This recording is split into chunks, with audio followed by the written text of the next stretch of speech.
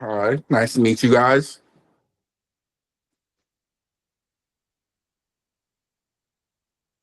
Okay. Yeah. I'm Javon Jefferson. I am a content creator slash comedian slash aspiring actor. I currently live in Las Vegas. I am 27 and I am currently an EMT. I do a lot. Yeah, I'm a jack of all trades. Always, always. Of course, anything for you.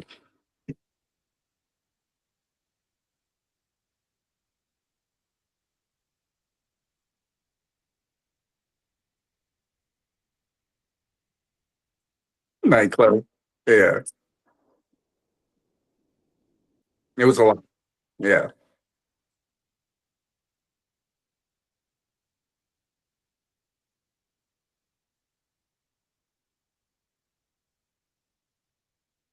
Yes, it is. Yes, we have. Yes, we have. Yeah, I think this is our second year.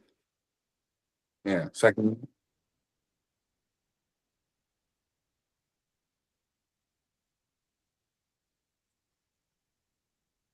Right. Yeah, we all lost except one, obviously. Yeah. Better luck next year, though.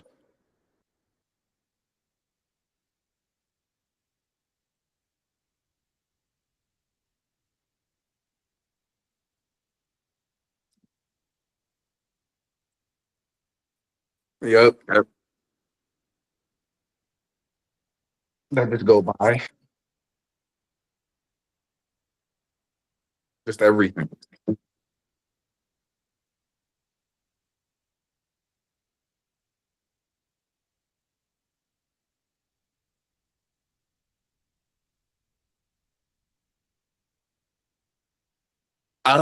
So this was not in my life plans. All right. Like entertainment, comedy, acting. Like it was, I've always been fascinated with like film and television. Um, but never had any like real goals in pursuing that until like 2020. So we all know 2020 was a pandemic. We were all in the house with really not much to do. One of my friends introduced me to TikTok. I didn't know what TikTok was, and I was hardly ever on social media in general. But he was like, "You would be good at it," and I was like, "I don't know what it is." And at the time, he had like 5,000 followers, and I thought that was megastar, right? So I looked at him and like for guidance, and he pretty much just gave me the rundown of just like what TikTok is, the algorithm, the hashtags, everything like that. And the best thing that he told me was like there's an audience for everybody. So I've always loved comedy, comedy movies, comedy shows. I think one of the best medicines is just laughing in general. So I kind of just looked at trends and started there, just to get a feel for this app and how it works. And it kind of just took off not too long after that. This year will be this year in June will be 5. Yeah. Yeah, no, it's definitely been a journey. Because everybody wants to be somebody, especially on social media. And yeah, I didn't realize how far everything or how long everything has like really been till recently. Because it's just like I do okay. I do okay. Yeah, I do okay. Yeah, of course. Of course.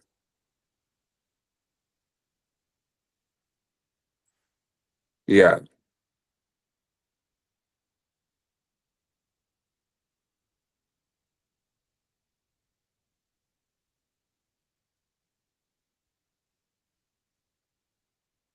No, I appreciate that. And I always tell people like if there's an idea or you have goals and social media can help, use it.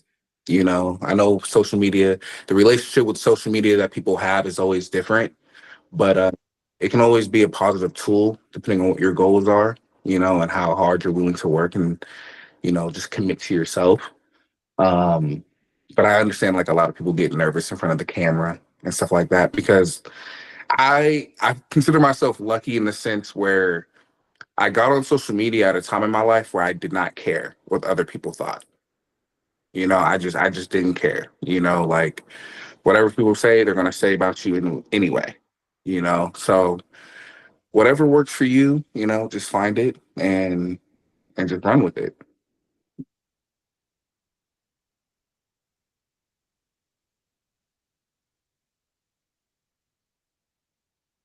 Mhm. Right.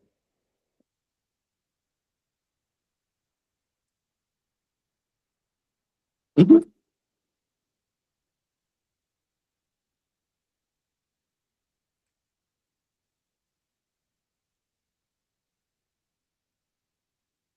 Mhm.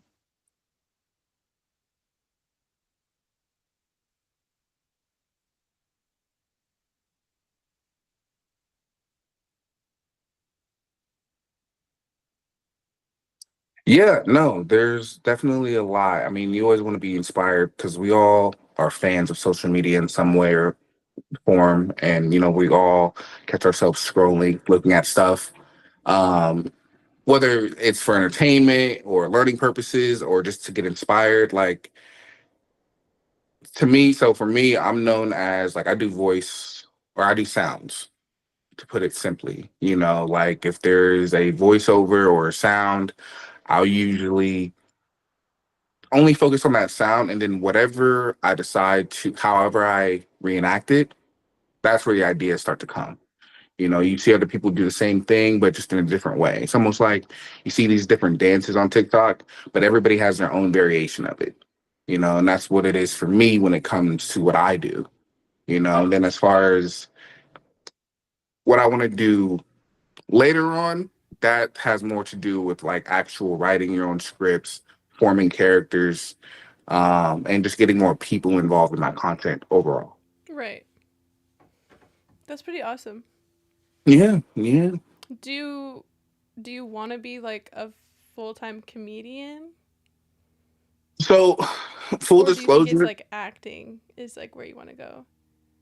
acting. So, I've never considered myself a comedian, Okay. like ever. I think that's just Yeah, like you're a, not funny. yeah, sure, yeah. To some people, I'm not funny. I'll No, take you're that. hilarious. Like I love watching Um, your fucking videos. They crack me up. but me personally, I've never considered myself a comedian just because, like, being funny on a camera and then being funny in person, like live, actually in front of people, telling jokes and stuff like that, are two very different things. And I think comedians, that's a whole different realm. Now, Mhm. acting, because there's no like retakes on a live show, you know. But with acting, that's more where I'm headed towards. I do love storytelling. I do love bringing characters and stories to life where everybody can kind of like relate to or just get lost in, you know. And as far as comedy, that's just like my comfortable wheelhouse. Uh, but I would be interested in doing everything, whether it be comedy, drama, horror. Even though I hate scary movies, I think being on that kind of set would kind You of know be they're gonna dope. kill you off first. Right. Because we always go first. Um, but yeah, no, I think it's just more of the acting lane that I'm headed towards. Yeah. I think also like doing the content creation and having all your different types of characters that you have, and I think that's probably helped you a lot in the acting Mhm. sense as well cuz you're practicing over and over and over again, or you're memorizing Yeah, scripts, you're learning lines, you're even just following like a TikTok like lip sync video that you're reenacting, like that takes time and like focus and whatnot. Like what we do is hard. Content creation is hard. It's somewhat easy, but a lot of time and energy goes into it, and I think it's going to be definitely very beneficial for you and your acting career. I hope so. And it is hard. Like there is a lot of work that goes into it. And me and my friends have this conversation like all the time about like, because more and more people are getting into social media and streaming and all of that. Mm-hmm. It's like, so, or, content creating versus like an actual 9 to 5 job. Right. So I have tons of friends who are full-time content creators and that's all they do and that's their only source of income. Right. Me, I do both. I am a content creator and I do have a 9 to 5, and content creating is hard. Like, don't get that fucked up. But it's never going to be harder than a 9 to 5. Actually, waking up, clocking in, clocking out, making somebody else money, like Maybe that. like physical exhaustion, but I think the rest of it can still play into it cuz like someone could show up to a 9 to 5 job and just be sitting at a desk and working on their computer doing the same stuff that we kind of do while we're at home. So it's like better mentality maybe cuz you get to be home, you work your own Right. schedule, but the idea of it actually being a job cuz some people don't even take it as a job. They don't think of Hmm. it like that. Right. Um but for the rest of us that do take it as a job, there it's definitely not a 9 to 5 cuz your own schedule is amazing. But I would I would say it is for sure a job in Yeah. that Yeah. No, I sense. agree with that part. Yeah, it Yeah. is a job. Like I put. So I don't want to say as of late, but like especially in the beginning stages, at least the first 2 to 3 years, like it would take 5, 7 hours of work just to form one video, whether it was 15 seconds or 30 seconds. And a lot of my content is between 30 and 45 seconds, Mhm. right? I think it's short form content for the majority. Um, and then like if you're new to social media and you're not tech savvy, like that's going to take even longer because you have to know how to edit. Like I edit all of my videos from the beginning all the way up till now. And then props and timing and quality and scheduling with people and stuff like that. Like it is a full-time job in its own sense. Yeah. 100%. Um so you're also are you moving soon or you just are planning the move? Oh, getting ahead of ourselves, are we? Yeah. Anyway, so my goal is to move by the end of this year Mhm. to Atlanta, Georgia. Um, You coming know out my to comment, but I Vegas. ain't gonna say it. Yeah, yeah. Well, I mean, you can say it. I'm just gonna keep quiet.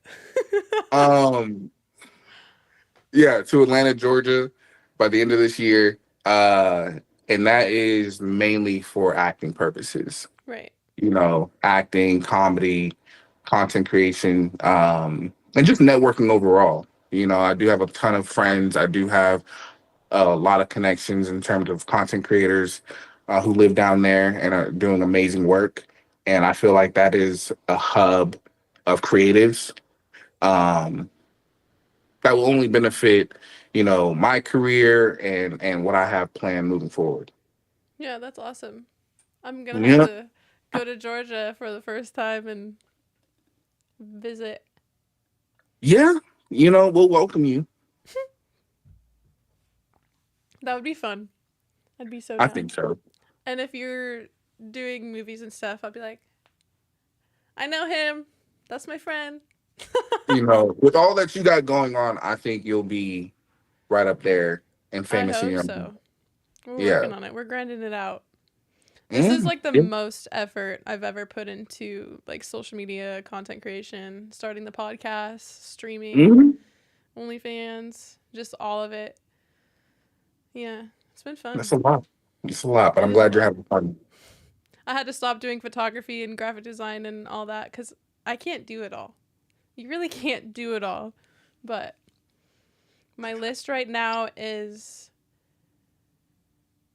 it's a lot, but I think it's like the perfect amount for me because I can handle all my social medias and then I do work with an agency, so they help me with some of it.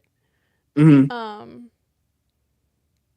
but yeah, it's nice having my own schedule. I work out. I just started working out like 2 weeks ago. Don't.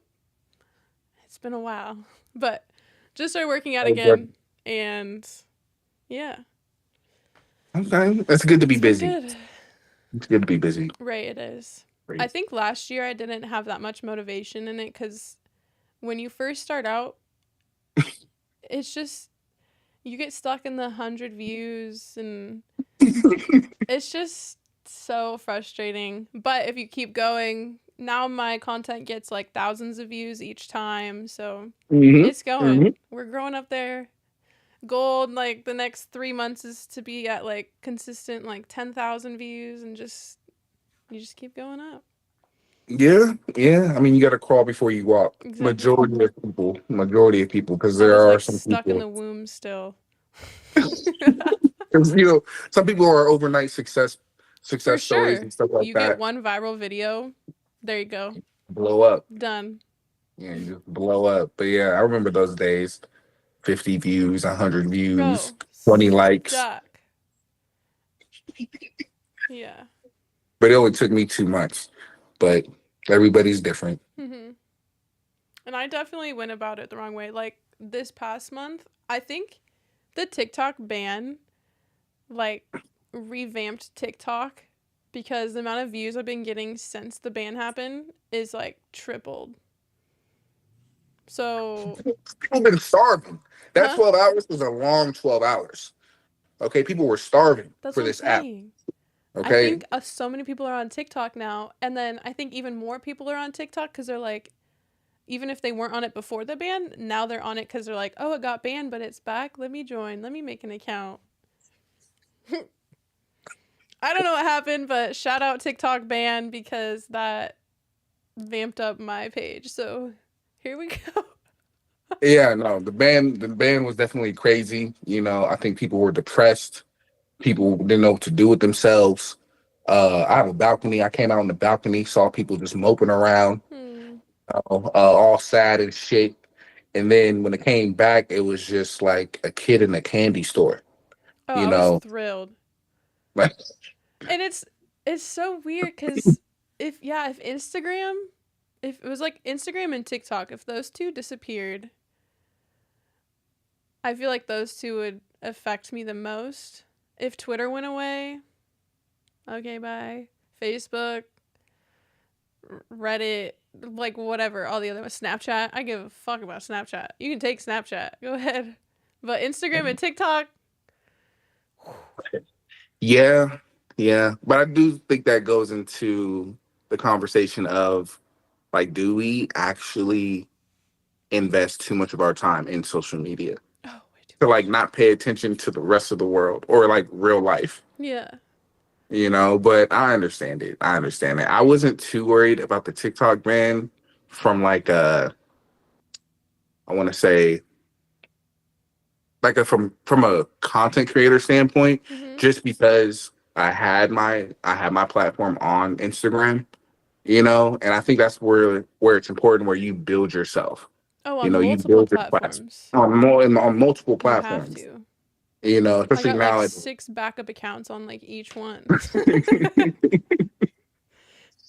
Mine's a little different just because of the OnlyFans side of things. Got you, got you. So if I ever did have like my big account get taken down, then I do have a backup that gets really good views as well. So I have to have backups on like everything.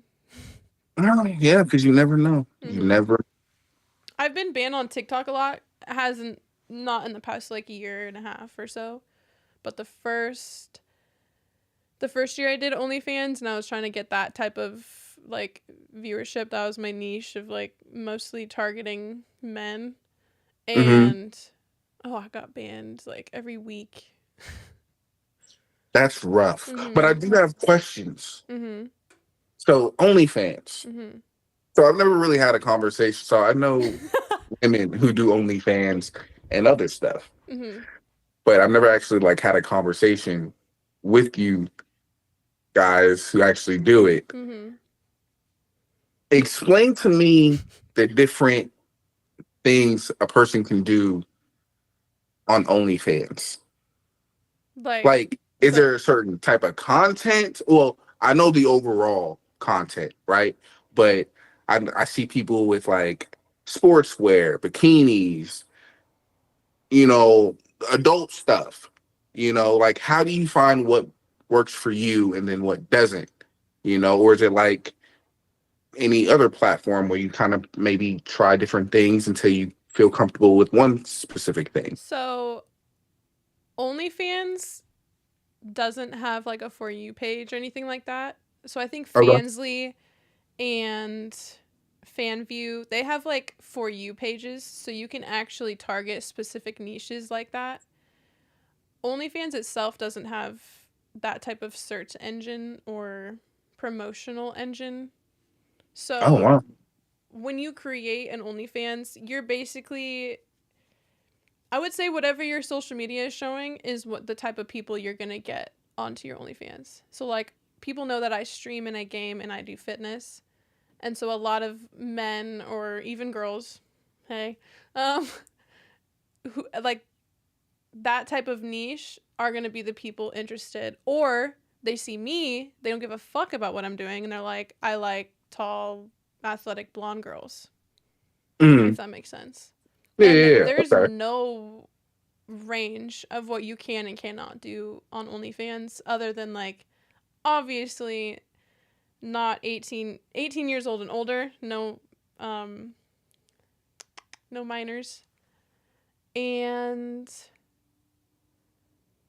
there's a couple restrictions, but like ones that you like should be there. There's Mm. nothing like I think the most watched, I'm trying to think. Yeah, the most viewed like OnlyFans content, I'm pretty sure is gay porn. We all know that's your favorite. Mm, not my cup of tea. So how does one like Says the one determine, moving to Georgia. hey, I accept all. Okay? Do you? Uh how does one determine like I guess the pricing of their content?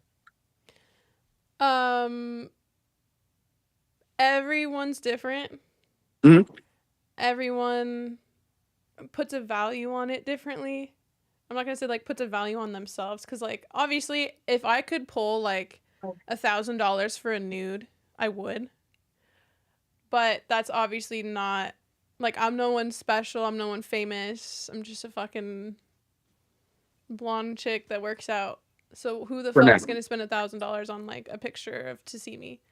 A Hmm. couple people might, but not the mass majority of people. So like even when I first started out, I would I only did lingerie and like bikini pictures. And I did that for like 6 months to a year. I would Okay. not post a nude. I had never taken a nude, never sent a nude to any boyfriend. Like I had never taken a nude my whole life until like my uh that second year of like being an OnlyFans creator. Okay. Just Okay. because I knew I could make more money. Like that type of like it's just so different for everyone. I could sell a picture for $3. Um, but I also could sell that nude for $3. Hmm. Or you could sell that nude for like $50 to $100. You kind of just base it off of who the person you're talking to. You kind of get a feel of their price range, and it's still a business, so you kind of make that decision. And sometimes you can meet them in the middle if they're like, I'm only going to spend $20. So do you make the $20 or do you just be like, oh, sorry, like, you're not getting anything from me? If someone has a custom request, though, that can be super expensive. Right, right. I imagine. Mm-hmm. Okay, Like, I've okay. had So people custom request videos, and it's like at least $200 bare minimum. okay.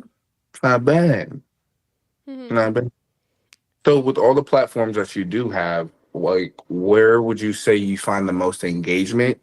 Or is there a platform that you enjoy more than others? Like, engagement towards Receiving or just OnlyFans?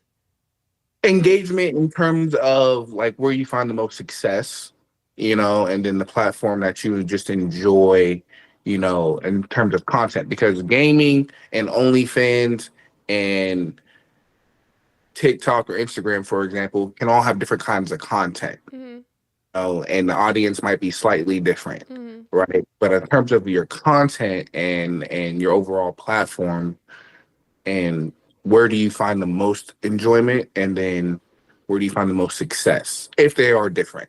I would probably say TikTok for the most engagement and the most success. Okay. And then Instagram, you can definitely, they're way more lenient, so I can do a lot more like sexualized things or have certain captions that are sexual, like straight up. So Instagram's a little like has more fun to it, but TikTok and the algorithm, that's probably the most successful for me. Nice. Okay. I like Yeah. that. Cuz you're bigger on Instagram than TikTok, right? Or is it No, switched? Okay, it's you have switched. okay, yeah, you have like 900,000 on TikTok. Okay. Yeah, and then a little over two on Instagram. Instagram. But I do find Instagram, like when I'm really in my bag and like I really post the content that I actually want, I'm more excited to post on Instagram than TikTok because of the engagement. There's something about Instagram, at least for me in my experience, that feels a lot more personal. Right. Like DMs and people reposting your content and the comments and stuff like that. It feels a lot more intimate, I would you know, agree. I don't especially even when open my DMs on TikTok. right, right. I mean, I don't think I've ever. No. I refuse Yeah, cuz once you accept that one, then they have access to message you whenever they want and that is not allowed. yeah, yeah. But There's a yeah, certain Instagram, thing. you're right. Instagram is definitely more real. Um, Mhm. they definitely seem more like genuine and like they Right. actually want to build a friendship or some sort of connection with you. I would Hmm. agree. TikTok is more like quick little thirst traps or I don't know. There's a lot of people that go in for their own self promotions and just like there's a whole bunch of that.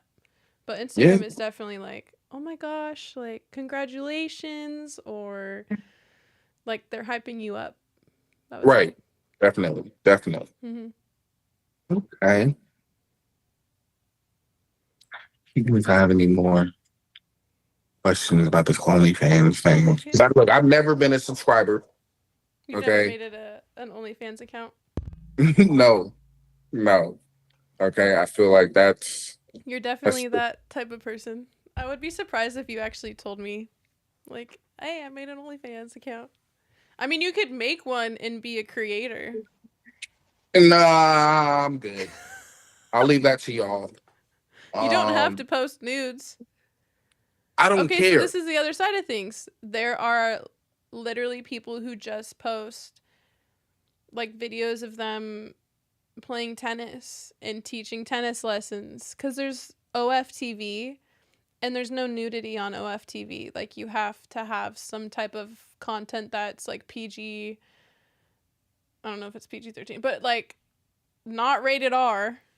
And then they do like cooking shows. They do some Michaela Mellons, who I had last time. She did an OFTV of her like fixing a car. So just a whole bunch of stuff. So Okay, you could so do one of no, no, you no. being like an EMT and talking about what it's like to be an EMT. Fuck that. That's way too boring for my taste. Well, you can So make you're it telling funny. me, Jeez. but you're telling me I can get like one of these bad bitches out here one day and do my normal content under the umbrella of comedy, but there are sexual, I don't want to say derivatives, but sexual references, Mhm. whether it be her clothes, whether it Mhm. be our dialogue. She's the star. I'm the funny man, Yep. and somehow we make sex appeal and comedy mix. Yep. And you're saying I can post that on OnlyFans? Yeah, you can post anything on OnlyFans. People, like, I promise you right now, if you made an OnlyFans account, I'm just listen. If you made an OnlyFans account and you set the subscription to like $5, I guarantee you'd make like more than $1,000 this month by just making it $5, subscribe to your page, and then you just have a whole bunch of pictures of like your life, where you've been, where you like the things you're interested in. Post some of your fucking clips from TikTok that you don't share. Like have it be like an exclusive content page. And it's behind the scenes, what it takes to be filming your stuff. I promise you, your followers will fucking pay $5. And you can even put on the bio, like, you don't even have to do that, but like, you'd be like, this isn't like a sex page, like, this isn't nudes, like, this is behind the scenes of my life, you know? Because that's what OnlyFans was Okay. created for. It was not created for the sex industry.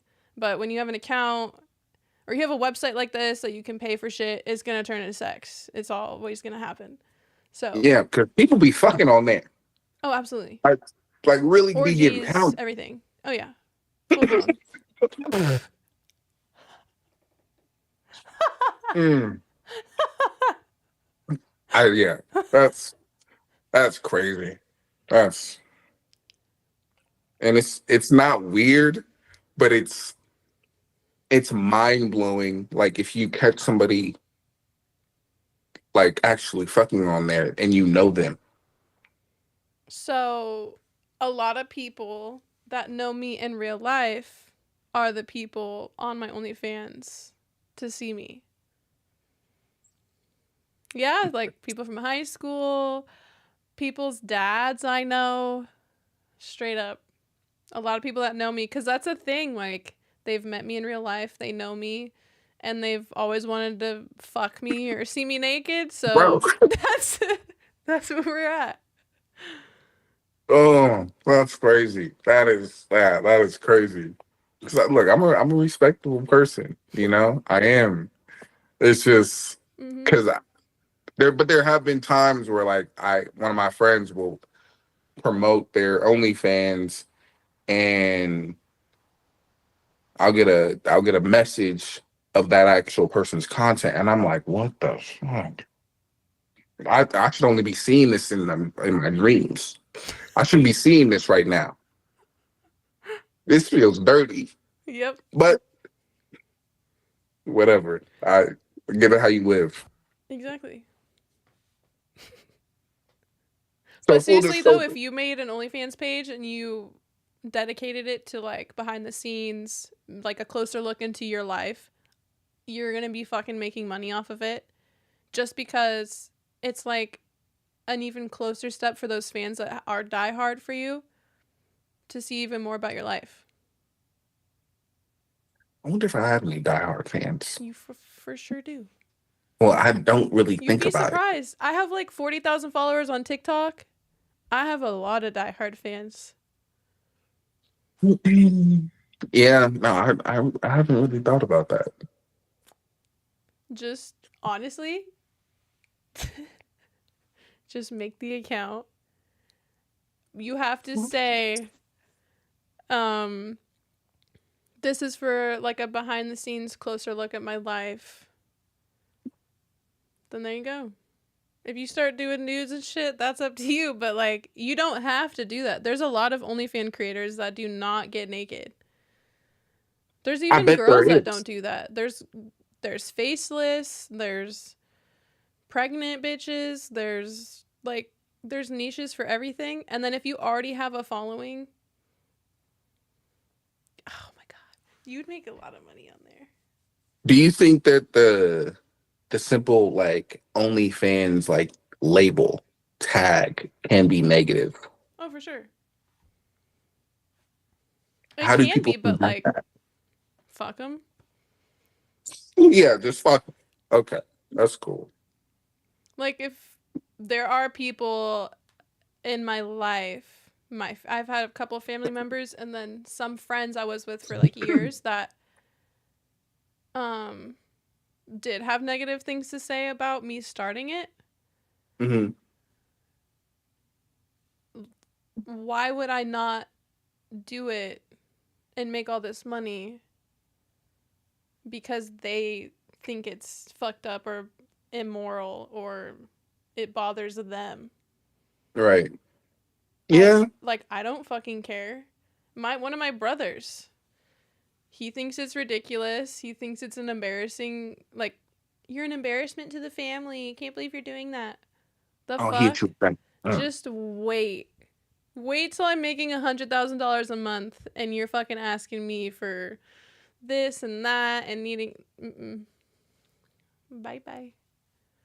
Yeah, I mean, but for some people that is like a tough pill to swallow, or tough Sure. L to hold on But to. if you're that uncomfortable to start an OnlyFans, then you probably shouldn't have one. Because there's no pressure on people to make one, you know? Yes and no. I think because you can say the same thing about social media in general. If you're that nervous, then you probably shouldn't have one because you're always, regardless if it's OnlyFans, TikTok, Instagram, you're always gonna subject yourself to scrutiny, to judgment. And regardless of your content and regardless of your platform, but I think the nervousness or lack thereof and confidence really stems down to people don't want to be judged. People don't know how other people are going to react. And depending on your content, okay, there's conversations you might have with your family, there's conversations you might have with your friends. Um, so I do think a mindset matters, but it doesn't necessarily mean that you can't have one. You kind of just have to figure out how to knock down those walls and those nerves Mm-hmm. in a way that's comfortable for you. I think it's like kind of the same about doing content creation just in general. Because Yeah. there's a lot of people that just do like at home content creation and whatnot. But then there's people like you where like you'll actually go to like a gas station to film in front of people. I mean, Mhm. I film at the gym. A couple years ago, I had that mindset of like, oh, I don't want these people watching me, so I wouldn't film at certain spots in the gym. Now, I could care less who's watching or who has something to say about it. Cause like, I don't remember that quote, but there the people who are judging you and making fun of you are the ones who are not the successful ones.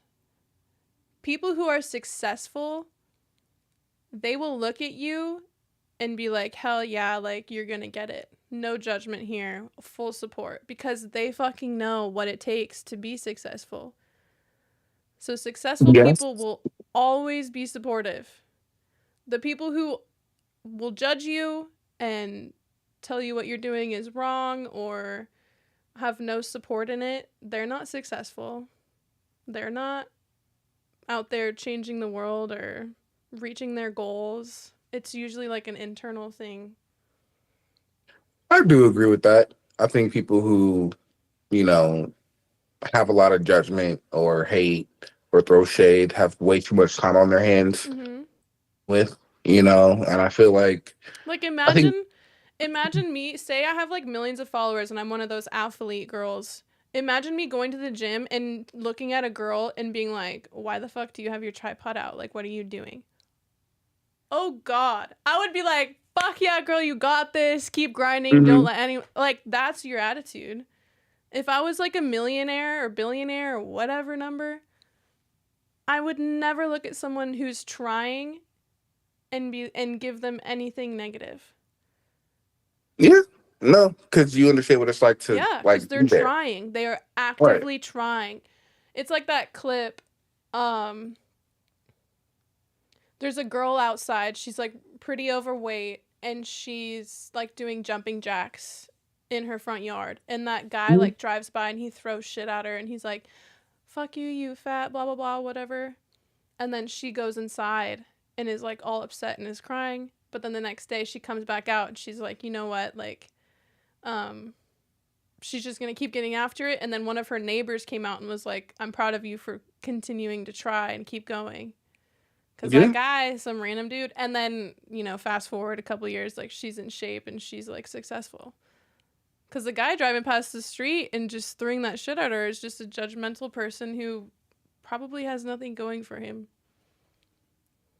Yeah. I mean, that's the unfortunate side of like doing something or being new at something is like you're gonna go through bullshit, Mm-hmm. you know, especially in the beginning. And I would say it gets easier, but it doesn't in terms of maybe the attention that you receive, but it does get easier in how you handle it, Mm-hmm. you know, because you care less because you see the progress that you've made. You care That, and less you because also get so many more people supporting you.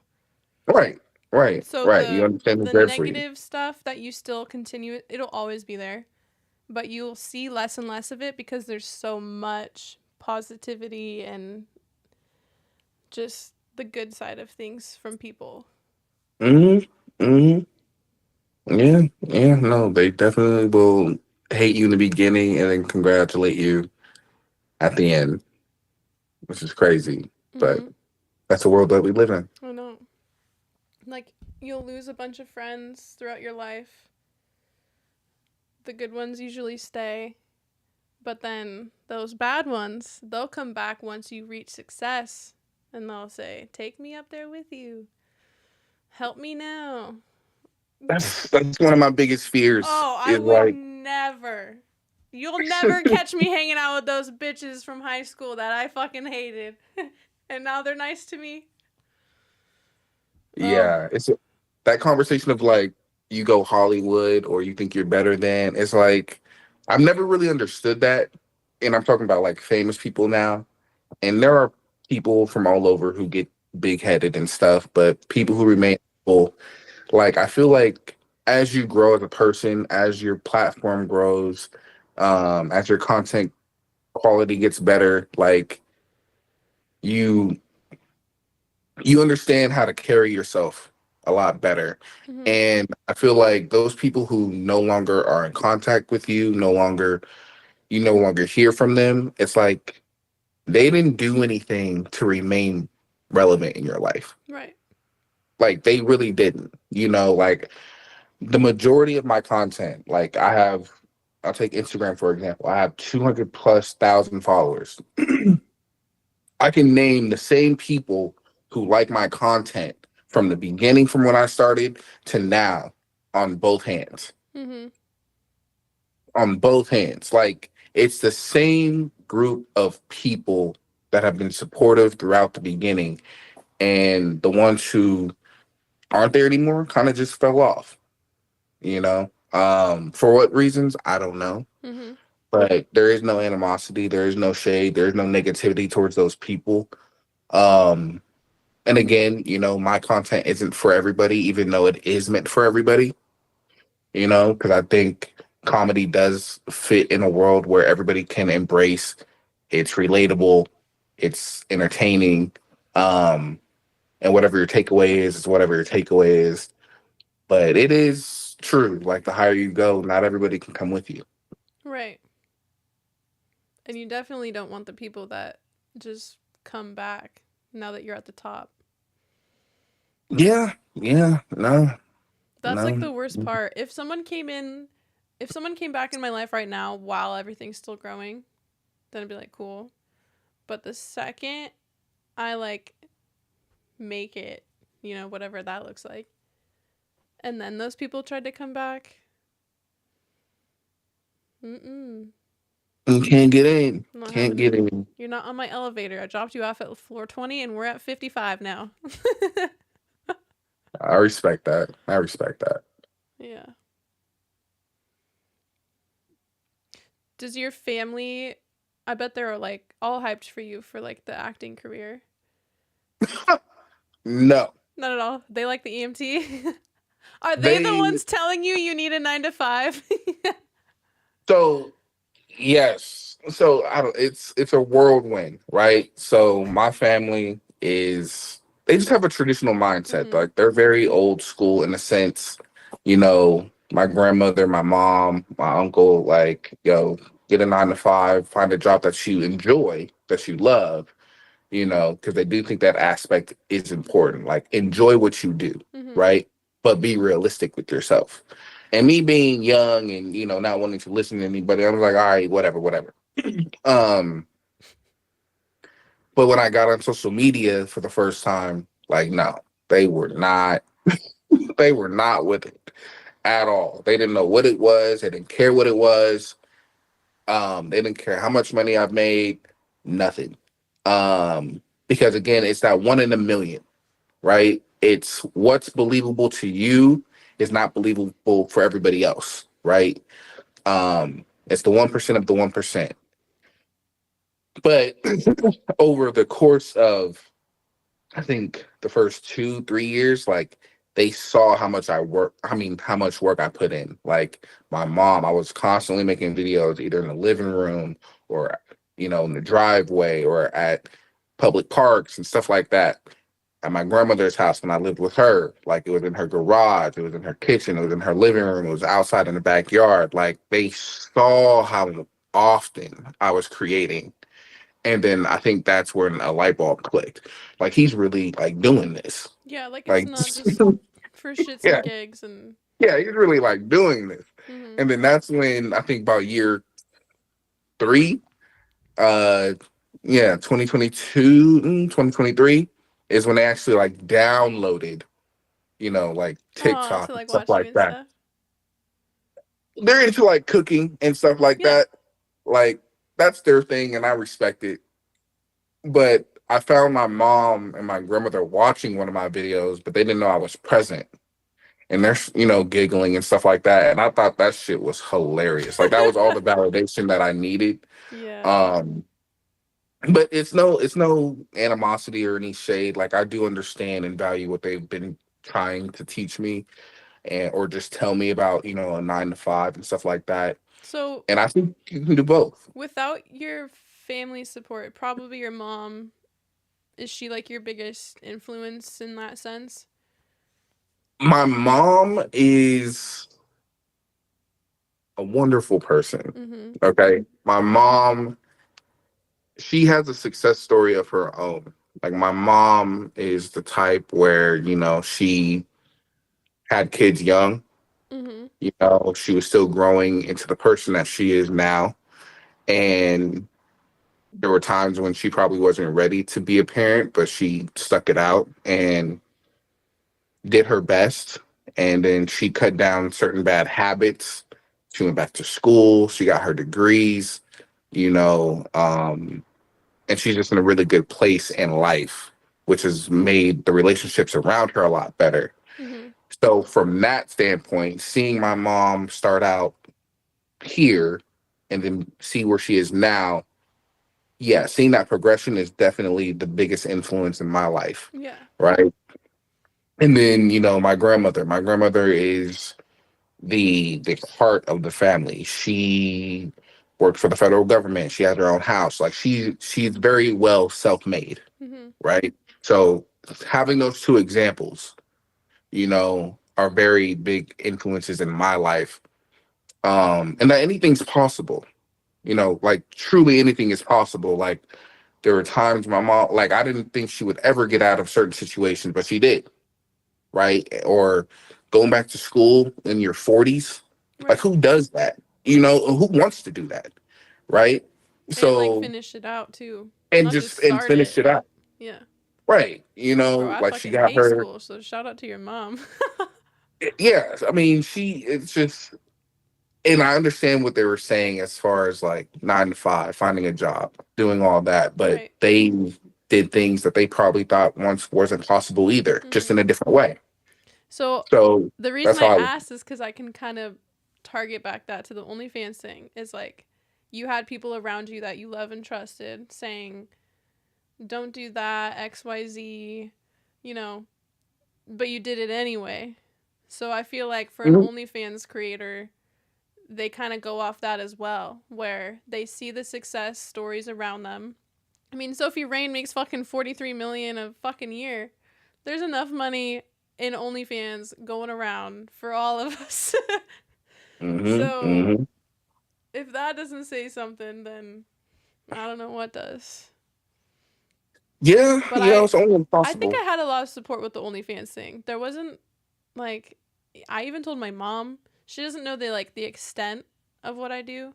I don't do like sex or anything like that, but um she'd lose it if she found out I said, dude, sorry mom. But yeah, she's been super supportive. My whole family are entrepreneurs, so it's just like Oh, perfect for okay, me. nice. Um I knew I'd always would be like an entrepreneur in some way. So now, like, I started out doing photography, then I had graphic design. I ran those for a while on the side of like me playing basketball and still being in school and all that stuff. But yeah, I've done content creation for like 10 years, but this is the first year I've ever like really done it.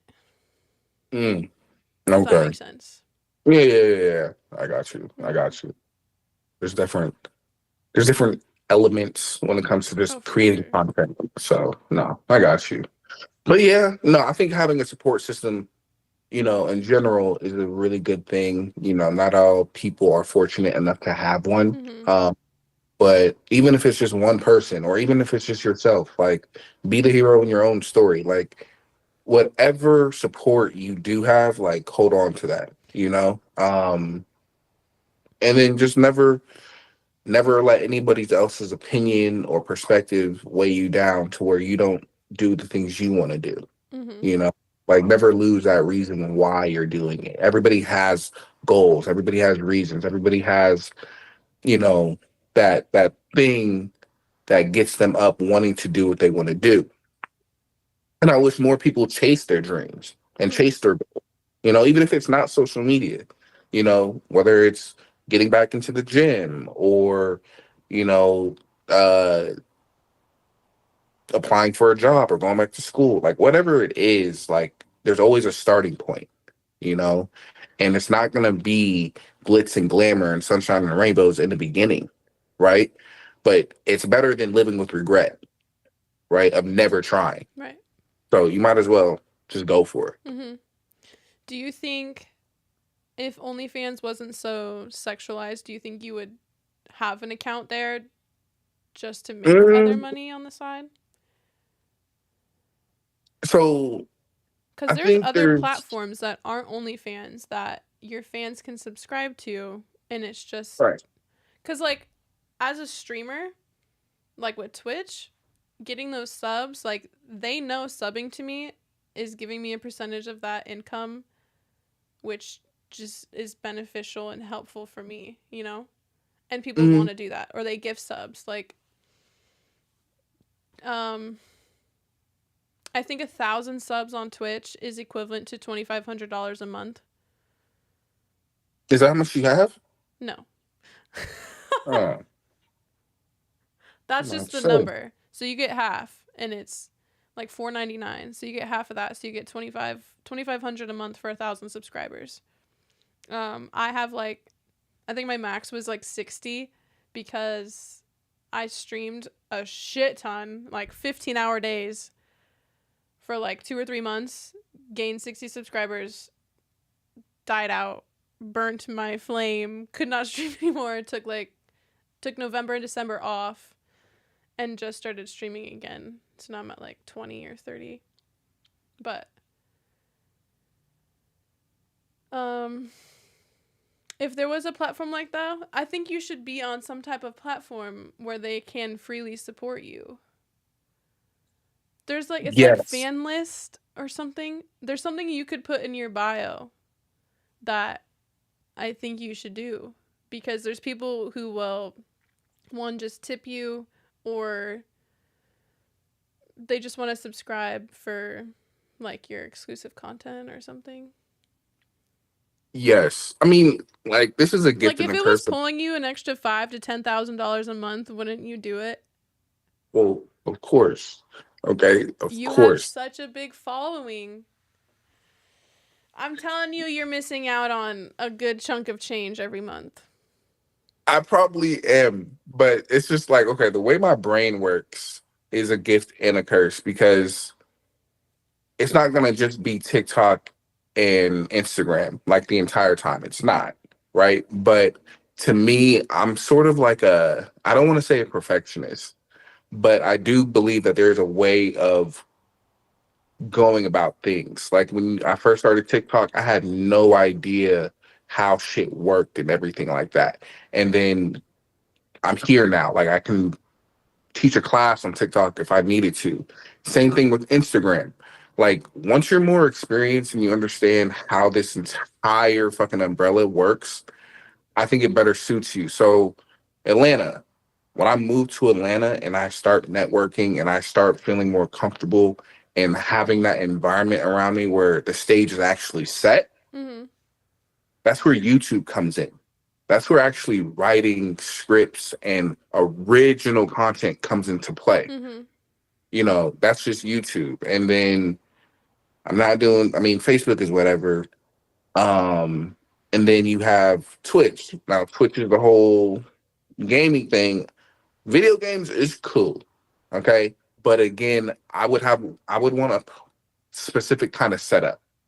Because a lot of my friends game. Well, That's where a lot of conversations happen. Twitch's number one category that's watched is just chatting. That's its number one viewed category, not gaming. People sitting there live talking. I'm not good at that. Okay, You're unless I doing have it right people around me. now. Yeah, You just talk to your chat. Like, if you signed up for Twitch right now and you made a Twitch account, first off, you'd get like a couple hundred followers or even subs. You'd have to get affiliated first, which would take you like at least 30 days. But it's super simple. Um, but you post that you have a Twitch and you get your fans over there, and then you just do just chatting with them. Go like set a schedule, do an hour on Tuesday and an hour on Wednesday, whenever you want. Go live, and you just talk to your chat like you're having a normal conversation. What do you think Kai Cenat does? You think he just sits there and talks to himself for fucking 6 hours? He did a 30-day stream or whatever. I mean, yeah, that's but crazy. Kai's a generational like He's next gem. level. Like there's gonna be books about him. There should be. Um, Shout out that he just got to meet Billie Eilish. I'm really happy for him. right, and it's gonna like who knows? Like I wouldn't be surprised if one day he had Kendrick Lamar or Beyonce or whoever. I mean, he's got a You lot. know, Kevin Hart. yeah, Um, I don't even know. but those are like SZA, once in a fucking lifetime. like a whole bunch of people have gone on his stream now. Kevin Hart was like the Yeah, first one that started it, and then it just started. Now I want Billie Eilish on there because he just met her. They probably talked about it. It's gonna happen. he's a good conversationalist and he's relatable, but like he's the epitome, of that platform He's in my like, opinion. yeah, he's up there. Hmm. So, but But you and your personality, like just reading off chat, you don't think that's something you can do? I think I can do anything to be honest. You could. But You just there don't is this want to. thing, there is this thing called time. Okay. I don't get to just That's why I said sit an at hour. home. Do an hour on Tuesdays. Once a week, you get to talk to Javon, and it's just chatting. The category, just chatting. Name it whatever you want. Well, I mean, we'll definitely see. But I think there's a tier of platforms that I do have in mind. Like OnlyFans and Twitch would be like fourth and fifth on my list. Okay. It Shout out goes, OnlyFans making the list. yeah, well, there's really only five main platforms. Um, Not including Twitter, or X, whatever the fuck. Well, I know you capitalize on like all your platforms that you pay attention to. I just know you're missing out on a lot of extra money that your fans want to support you in more than just showing up in comments and DMs. And I don't disagree. I don't. I think they want to see more of me, maybe in different ways. And they will. They definitely will. And I'm not closing the door on any platform. Mm-hmm. Um, but I just want to be in the right place, not necessarily the right time. Okay, I don't think there's such thing as the right time, I don't think there's but such just in the thing as the right place. right place. There is. Okay, I don't get to just lay up in my house and just sit on the couch and just, oh, let's start content. I don't have that luxury. I have bills. Okay, And guess what would solve that problem? yeah, but that takes time. Time that is going to I'll is fucking run gonna it for you. it's gonna take I'll run longer it for than 30 you. days. I'll run your OnlyFans page for you. I'll be your manager. Look, I know that look, whole fucking app in and out. You give me some content that I can post on there. I'll make a subscription price for you. Boom. Done. OnlyFans is crazy right now. Okay, just crazy right now. Yeah. Okay, it's baby steps. Is that Okay, like more of the backlash of like the judgment in the um, sense obviously you're not going to be doing porn or anything, but it's because it's tied into no. that. Well, yes and no, but it's more of the fact that like I don't think every content creator needs every platform, right? Well, Like it you has to wouldn't even make need all sense the to other me. ones. You could just have TikTok. I'm just trying to get you a way to make more money. Yeah, and It that doesn't takes even me have to be being a, OnlyFans. That's what I was saying. There's like but the I would have to fans be a list full-time or content whatever it's creator. called. You put that link in your bio, people can subscribe to it and pay you money, and then you can show them as a like incentive to do it is the behind the scenes of your life or behind the scenes of your clips or bloopers. You could have a whole page of bloopers to be funny as fuck, and you could put that on there and you can make money off of it because you're spending the extra time doing that. You should get paid for it in a sense. Who's the most famous person on OnlyFans, Um, or most well known, or most famous?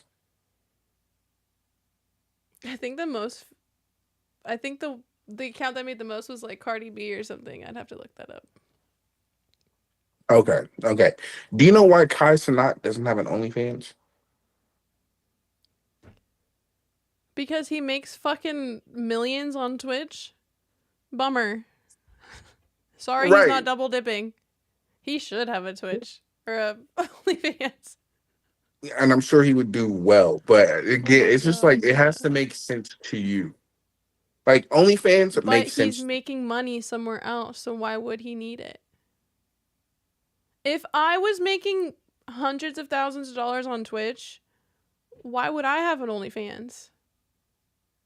I hear that. Okay, You so let think me I ask just you want to this. be like selling nudes and doing all that shit? So, No, the answer is no. I'm doing it because it makes good money. If I was already a millionaire, I wouldn't even have an OnlyFans.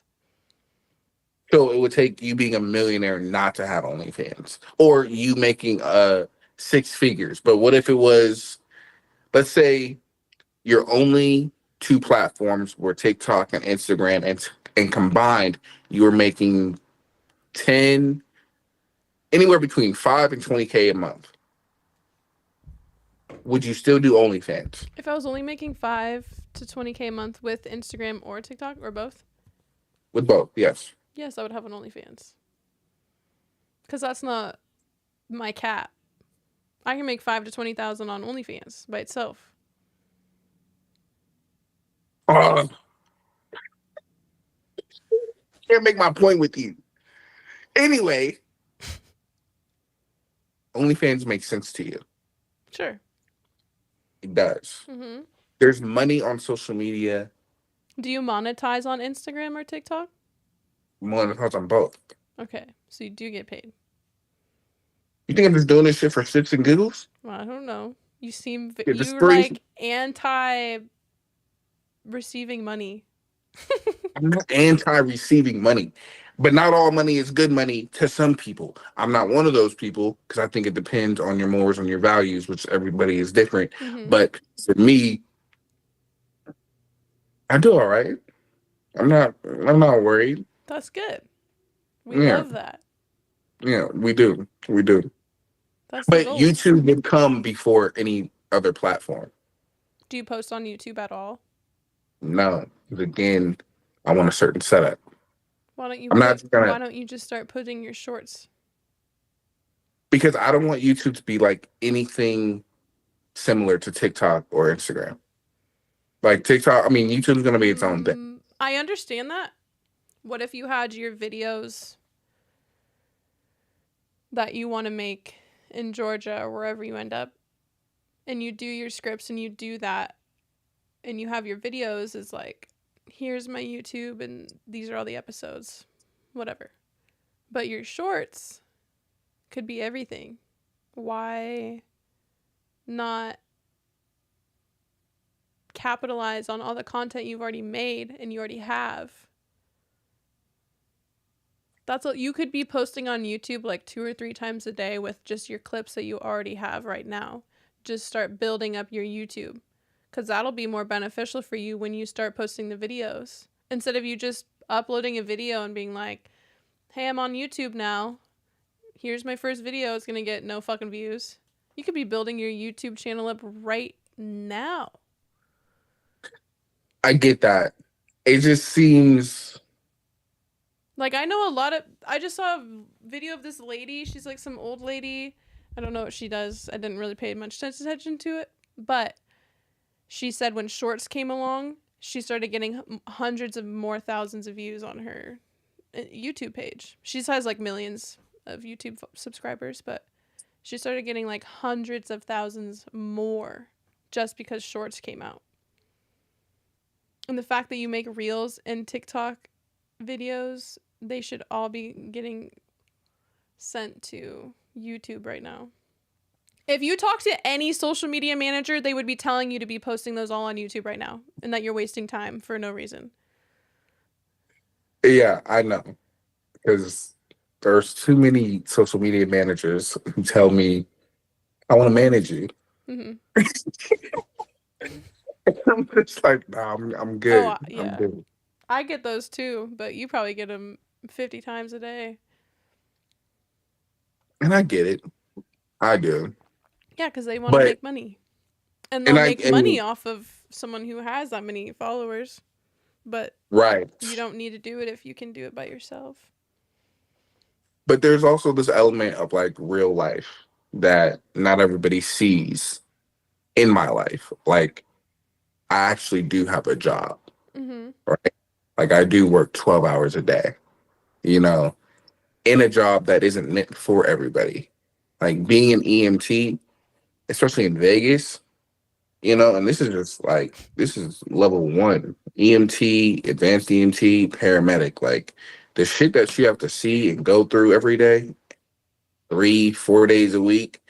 And then on top of that, you might have a personal life. You might have a girlfriend. You might want to get in the gym. Like there's only so many hours in a day, right? So there's also that element that I have to consider because right now that is my main thing, right? Until time changes.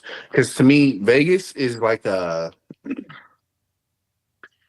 it's a way from home. It's a way to do something new. It's a way to build something for myself outside of social media, right?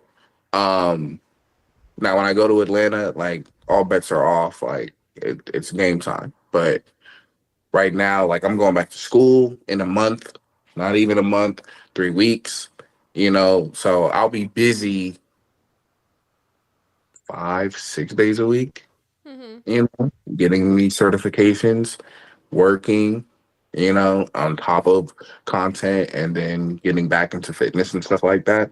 So there is an element that does take up a lot of time, but I do try to give people content that they could enjoy, at least for now. I call them fillers, okay, until we get to the big stuff, which will happen, Mm-hmm. but it just takes time. I agree. But I feel like you're wasting the time on YouTube that you could be having with those videos you already have. I don't know. Because I understand, like, yeah, the videos that I do have Because it's not like you're can, taking in a complete different direction and you're going to start a cooking channel. no, but You're going to the be doing like content, maybe 10-minute long scripts or whatever instead of your little baby ones. right? But that is completely different. But I don't know. There's just something about, I kind of just want a fresh start. Like, I kind of want to build a platform from the ground up with something completely just new. That's YouTube. Hmm. Like, I have TikTok and Instagram, like the reasons why I was able to blow up on Instagram was because I was reposting my videos. Like, I completely agree with you. Like, the content that you guys have, that you have now, that you've been having, can go to other platforms. Absolutely. Hmm. You That's how I was able to get 100K and then 200K. And then on top of the new content when it came to Instagram, because people were like, you should be on Instagram as well, right? Your content works for that platform. So I understand that part of this entire business, that it does work. But there's a part of me that just kind of just wants something completely fresh and untouched. And then if people want to see old stuff, then they can. But I'm never gonna like I'm not the type of person where I'm gonna start something that I can't completely give 100% in, Hmm. right? And that's where time And that's why you management don't comes want to from. half-ass with just shorts. Right. Hmm. That would bother me I as a got you. content creator. So, That's fair. but Because we will get I to know it. YouTube, you can post at least like once a week and let that video cycle through. So, like YouTube, you don't have to post videos all the fucking time, like TikTok or Instagram. You can let that Mhm. video like suck up all the attraction and then a week later post another one. Right, right. Yeah. But I get it. But It might be no nice to one, just, start a new one. Do you have any yeah, advice for people on this secrets of TikTok algorithm and Instagram algorithm? advice. Advice. I feel like any advice I can give can be Googleable. But first is just start posting, just start posting, allow yourself to suck, all right, to suck in the beginning, to not be good, to just embrace everything, be a sponge, learn. Um, there are gatekeepers on social media. There are not gatekeepers on social media that will help you and want you to succeed. But the biggest thing that any content creator will tell you is just to start, just post. The algorithm, when to post, hashtags, long form, short form content. Like, you'll figure that out as it goes, but allow yourself to be a sponge and to learn and to mess up, to make mistakes, to engage. Understand that there's different types of comment sections, you know, um, and just works for you. But understand that it's not gonna work unless you do the work, Mm-hmm. right? You have to put in the work. Like, all you guys see is 15, 30 seconds, 60 seconds. But what goes into that is much, much longer, right? So just start, but just allow yourself grace and time, and you'll learn as you go. I would agree. Yes. You got any Yes. hacks? I mean, if you already come in with certain skills, and you already have a creative mindset, use that to your advantage. If you know how a camera works, if you have any sort of relevant skills in tech, camera, you already have connections with certain people, like, use everything that you have and the vision that you have to put it into reality. The biggest thing is quality. If you can capture somebody's attention in the first 3 seconds, chances are you're going to see really high engagement in Mm-hmm. that video. Um, don't do what everybody else does. You know, it's okay to use sounds, it's okay to use songs and stuff like that, but always have your creative relevance and your own unique touch into your content. You know, what you might be insecure about might be your biggest asset, in your content. Because again, there's an audience for everybody and everything, Yeah. but quality over quantity. All right. The biggest thing is quality and consistency. All right. Don't post once and then we hear or see another video a month later, Yeah. especially in the beginning. Now, when you reach up to a certain level, okay, you can take your little week vacation, but like really put in that work. Right. It's good advice. People should be writing that down. I think so. But I think we got to talk about this elephant in the room, and Is that my it has eagle to sign right do. there? Yeah, Is it really? yeah, it really is. So Super Bowl Sunday, Go birds. you Big know. fan. Um, so who do you? I don't want to assume, but who do you have winning? If this was the time for the Chiefs to lose, it would be this year. So, with that being said, yes, I'm a diehard Eagles fan, but I think this would be the year that we would beat them. You think so? Our team is looking good. Our defense is nice. Quinn Mitchell, um, Bond, uh, Cooper DeJean, they're fucking killing it back there. So our defense is looking nice. If they can stop Saquon Barkley, I mean, kudos to them, but I don't think anyone's stopping Saquon Barkley. But if they do, understand that it's over. We still have AJ Brown and Devontae Smith. Fuck that. They're not beating you, or you're not beating them with those two. You didn't do it the first time. Yeah, and we almost won, but because of that stupid fucking flag with 1 minute and 30 seconds left, it caused us not to win. So I don't even want to hear it. Look. Your biggest gift is Saquon Barkley this year, who's having an amazing season. Um, Great year, phenomenal year. All right, Absolutely. He could be the but first person to hit 3,000 yards. he could, but I don't see that happening on That'd be so Sunday. cool. How much more does he Um, need? Shit, I don't know. I know he's not far off from actually like beating the all-time rushing record Oh, for in a sure. I season. think 3,000. I think he's like 200 something away. Yeah, I could be wrong. something like that. But I know it's doable. But yeah, Just especially with his talent. But I got the Chiefs winning. Will you put money on that? Um, you want money on this? No worries. Don't seem so. I'm actually going to the casino after this to put some money on. Um, it's DraftKings. Jalen Hurts has to score twice, and Saquon Barkley has to score twice.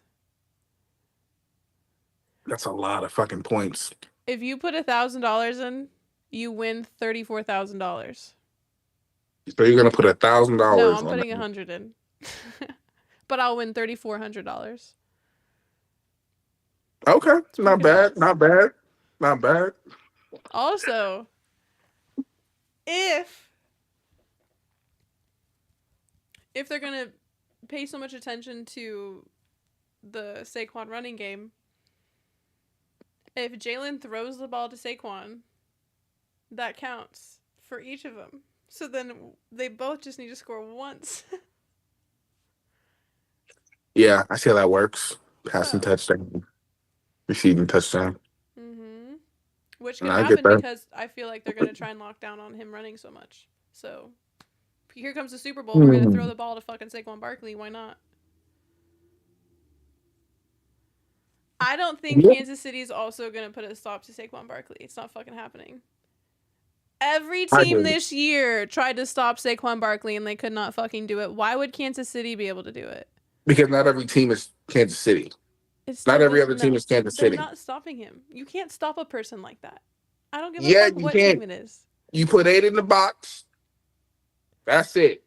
Okay, AJ Brown, Devontae Smith, have fun. Dallas Goddard, you McDuffie got it. McDuffie got that. All McDuffie. right, we got Justin Reed. Look.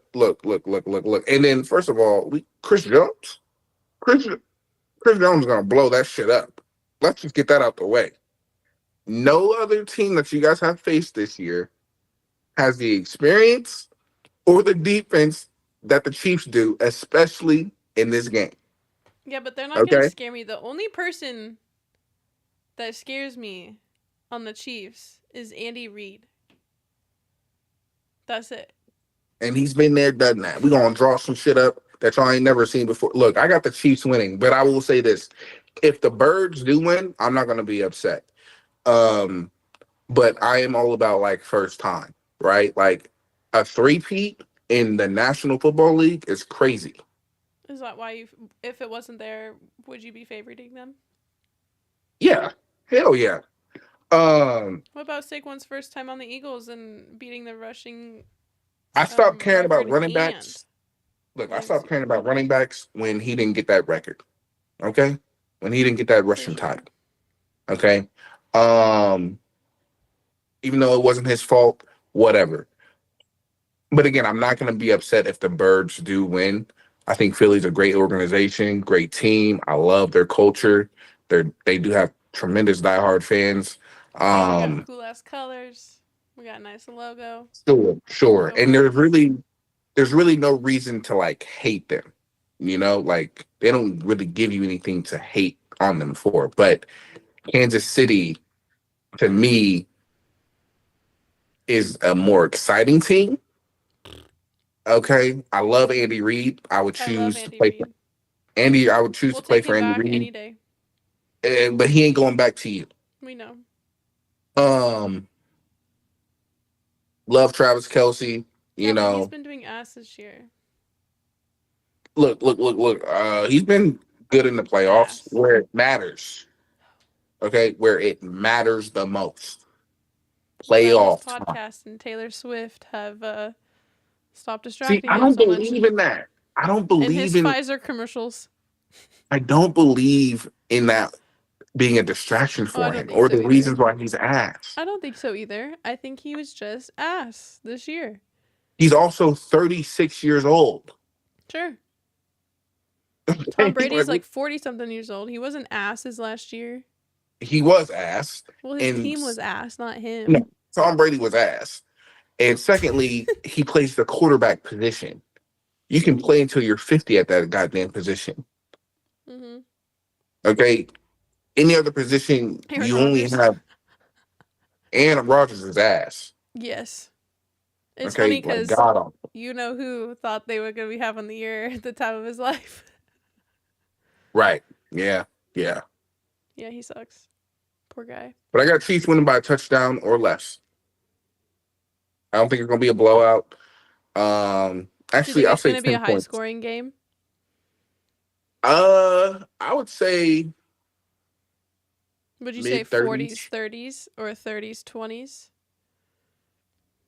I can see the game going 42-35, 40s, 30s. 42-35. I think whoever gets the ball first is going to set the tone. If Chiefs get the ball first, that's momentum out the gate. You always want to start on defense. Um, yeah, I can see Chiefs winning by 10 points or less. I don't want it to end on a kick. But you know Um, the Birds have a good chance of winning this year. yeah, you guys should have a good chance of winning this year. We Like should fucking win. you guys are loaded. We've been doing so Okay. good. We did good in the playoffs. We did good in the season. We had like 2 shitty games in the beginning of the season, and that's it. Yeah, but don't expect that tush push 82 damn Oh, that times. tush push. Happens twice, and I'm halfway to my $3,400. But I'm saying I don't see y'all winning. But you guys do need it though. They don't have to Jalen win. My Hurts. bet has nothing to do with winning or losing. But I'm just saying, legacy wise and career wise, they gotta win. They have to. No, Especially Saquon. Saquon needs a win. I wish Jason Kelsey stayed for this year. I bet he does Just too. like, what's his name? Who took his spot? I almost Uh said Dickerson, but I know it's not him. it's not Dickerson. They were just talking about him. Doesn't it start with a C? His last name. Anyways, he's done a good job. Yeah. Yeah, because last week they had him. He was out, and they had the other one in. Hmm. I can't remember all their names, but I know it. I just can't think about Chiefs are gonna win, man. They are. it. I don't think so. And I'm sorry As to the say Cowboys they are always gonna say, win. this is our year. This is our year to fucking do it for sure. I better Yeah. receive a text from you saying, you were right. Look, you guys can win next year. No, fuck that. This is our fucking year to win. We've had such a good year. And for it Look, to lose, you know what the fans of the Eagles are going to be like if we lose? And you know how many people are cheering for the Eagles because they fucking can't stand Kansas City?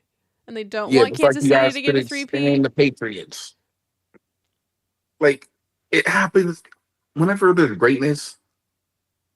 You guys always want to hate, blame the refs. Okay, Mahomes this, Mahomes that. Like you can't just leave him alone and just be great. This is Michael Jordan of football. Mm-hmm. I You got don't nothing bet against Patty against, Mahomes. I love Patty Mahomes. but you don't bet against Michael Jordan. Well, I was talking about that earlier today. We have such a good chance. But I would not go to the casino right now and put money against Patrick Mahomes. Ever. Especially Super Bowl. That bitch ain't losing. I would never put money Mhm. against him. But with Mhm. that being said, the Eagles have a very, very, very good chance of winning. We'll see. I'm excited. I'm fucking hyped. I'm gonna be I decked mean, out head to toe. I just want a good game. Like I want a good Oh, game. you already know it's gonna be a good game. It's gonna be But I don't close. want It's gonna no. be a I don't want fucking no nail biter like controversy. last time. It's gonna be. I don't want no controversy. I just want a. I want a good, clean, hard fought game. All right. There was That's definitely all. controversy from Washington and Eagles game. Right when the Commanders started freaking out and stuff, I was like, game's over. I knew the game was over as like halftime when they started throwing fits and fighting and pushing, and they were in that negative headspace of Yeah. we're too far behind kind of shit. I was like, yeah, we won. Game over. We're in their heads. Yeah. That was a dominant performance. But yeah, exciting game though. Shout out Super Bowl 59. It'd be even cooler if it was Super Bowl 60. Sure, the Chiefs will make that too. Oh, God. Probably. It's rigged. You can't believe it's rigged and then think the Eagles are going to win. I know. That's why you don't bet against Patrick Mahomes. Or you just don't believe that it's rigged. Like, who the hell wants to play in a rigged league? It could be rigged. So you think Yes, and people getting players, paid millions of dollars a year would play in a rigged. Yes. They're getting so you think millions. Jalen Hurts agreed to this? Well, Because if you believe it's how rigged, then your rigged is favorite it players are though? Is complete. it rigged in the sense that other teams on board, or is it rigged in the sense that the refs have control over the game and this and that? And who knows if the Jalen Hurts is getting paid more money to lose? You never know. You can't I don't think say it's otherwise because we don't know. look playing football. A lot of things. If I'm just saying, you would see the lack of effort and Sometimes you battle do see that though. on the team who's complicit. NBA is like that too. Some teams just stop fucking playing when the game's like 3 point difference, and one team will just literally stop trying. Rigged. Mm, It happens but all the time. Don't even. but NBA yet you guys, sucks.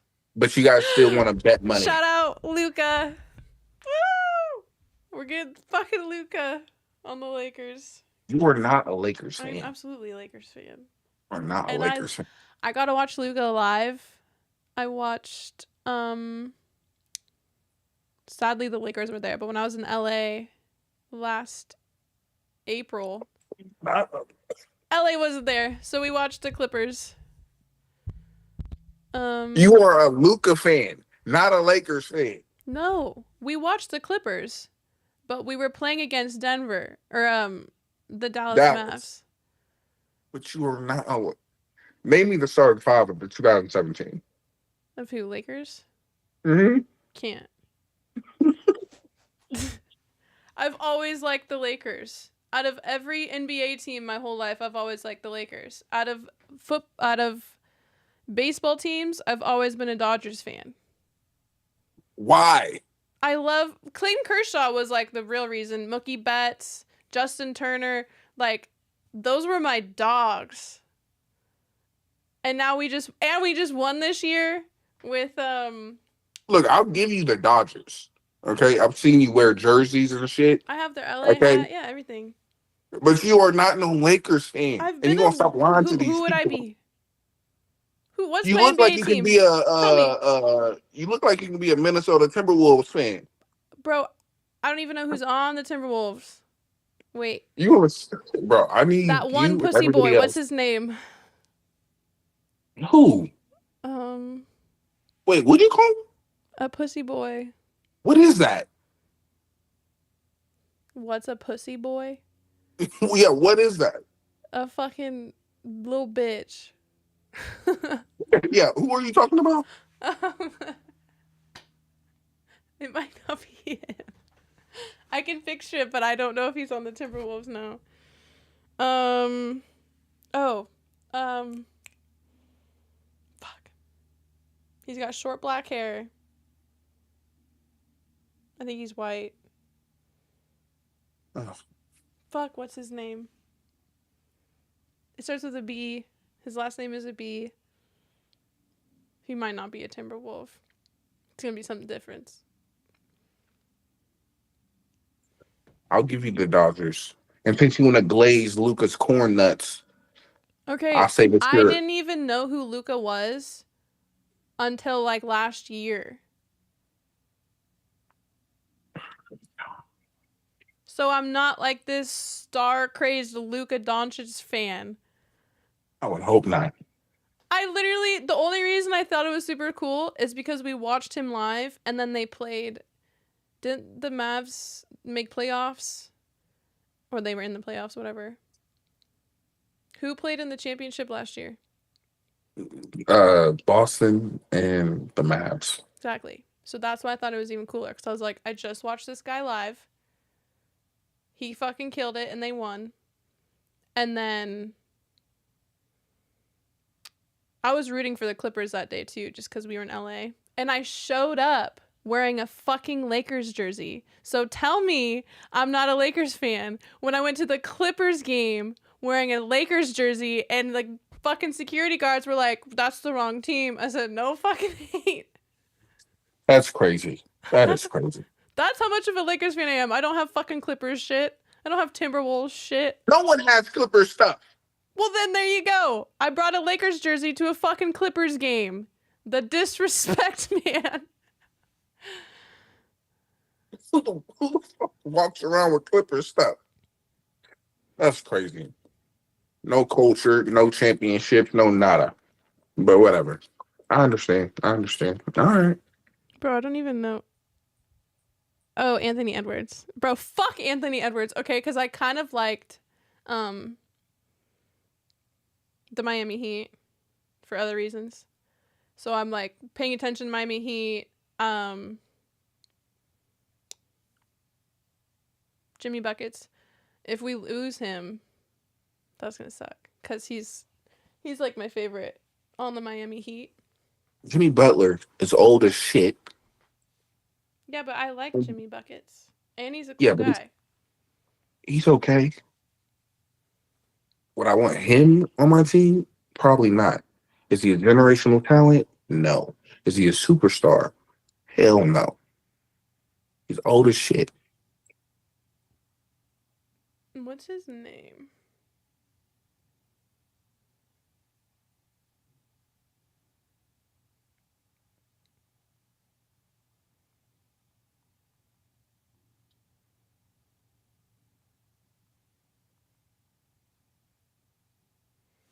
Um anyways, I like Luca. I think he's cool. He's fucking also a really good basketball player. And he's going to the Lakers. Yeah, we'll see how that I can't works. believe you tried to say I was a fucking Timberwolf fan. Said you look like You you could could have be. said the Suns.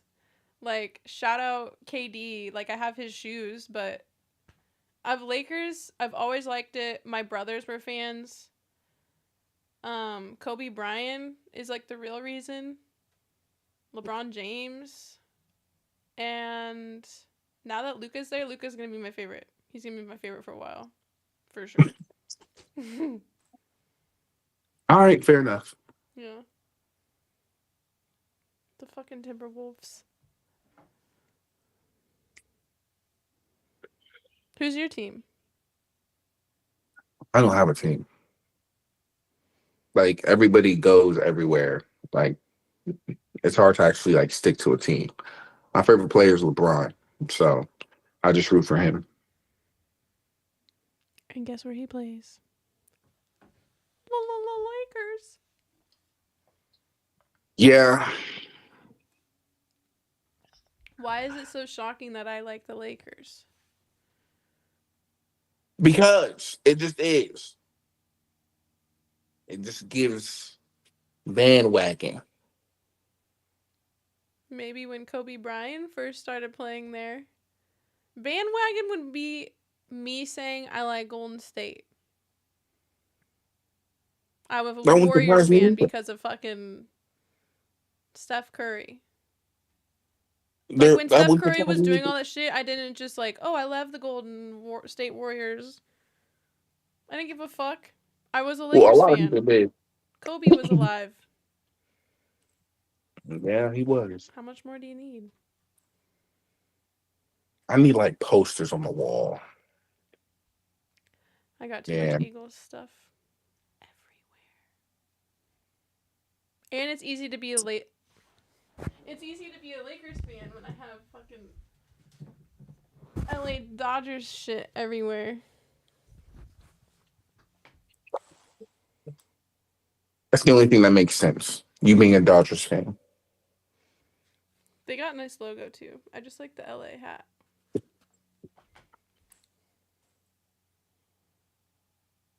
I'm So, gonna I'll get more Lakers stuff.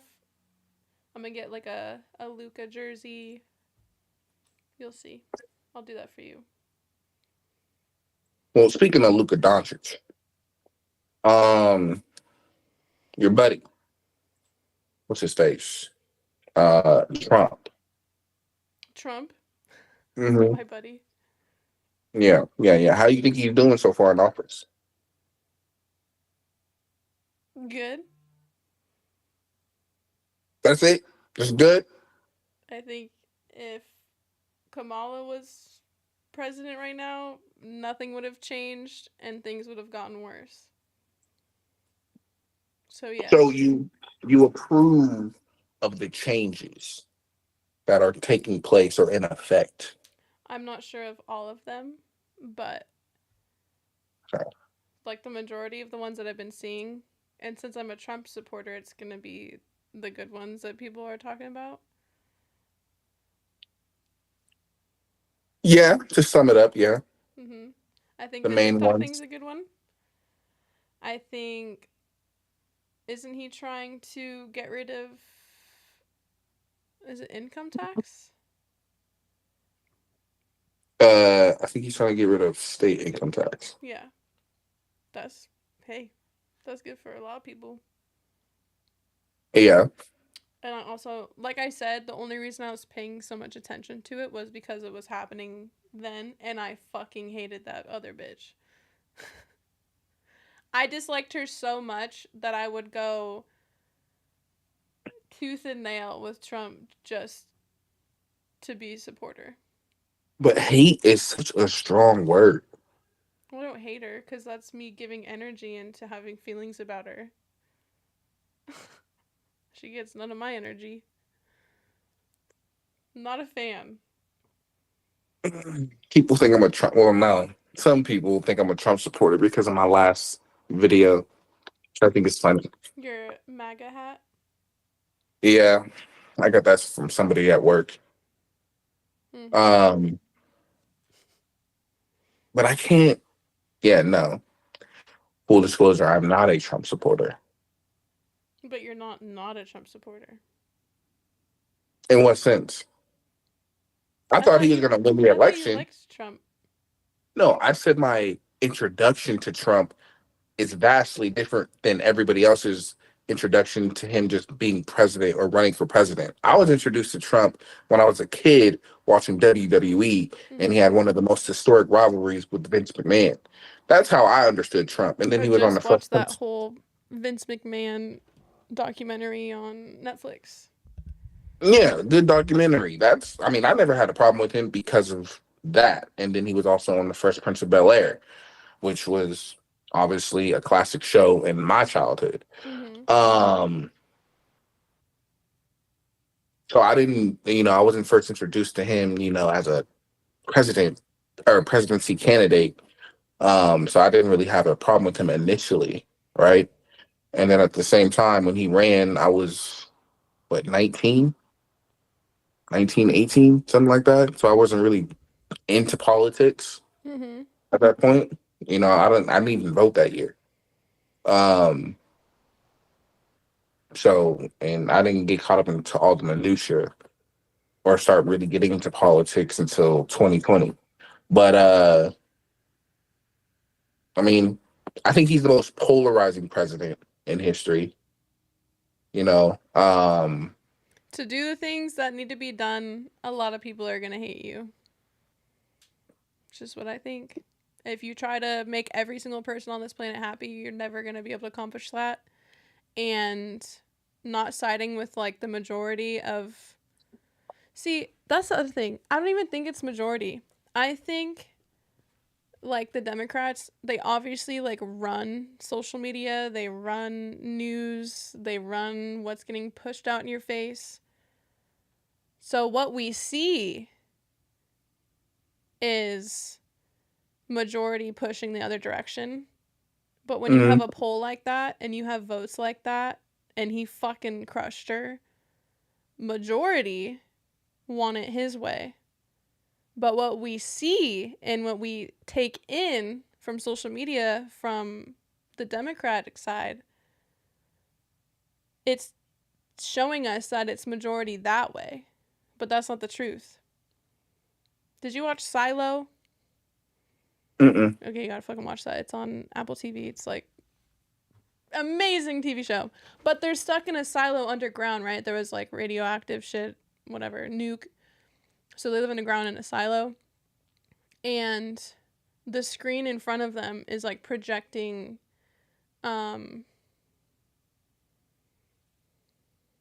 hmm, it looks like it's still dead, dust everywhere, dead trees, whatever. And then they put a helmet on and they go out and the helmet screen shows them like grass and birds and fucking everything's existing. But the screen on there is a lie on their face, not to ruin it for you. So the people who created that, like the Democrats would, Republicans wouldn't do that type of shit. Democrat does something like that, they're tricking you into making you think that what you're seeing is the truth when they're just hiding it from you. And that's what they do with That's social media. They hide stuff ah, from you. They don't push out the the realness and what the majority of people want. They show you what they're pretending that the majority of people want or need.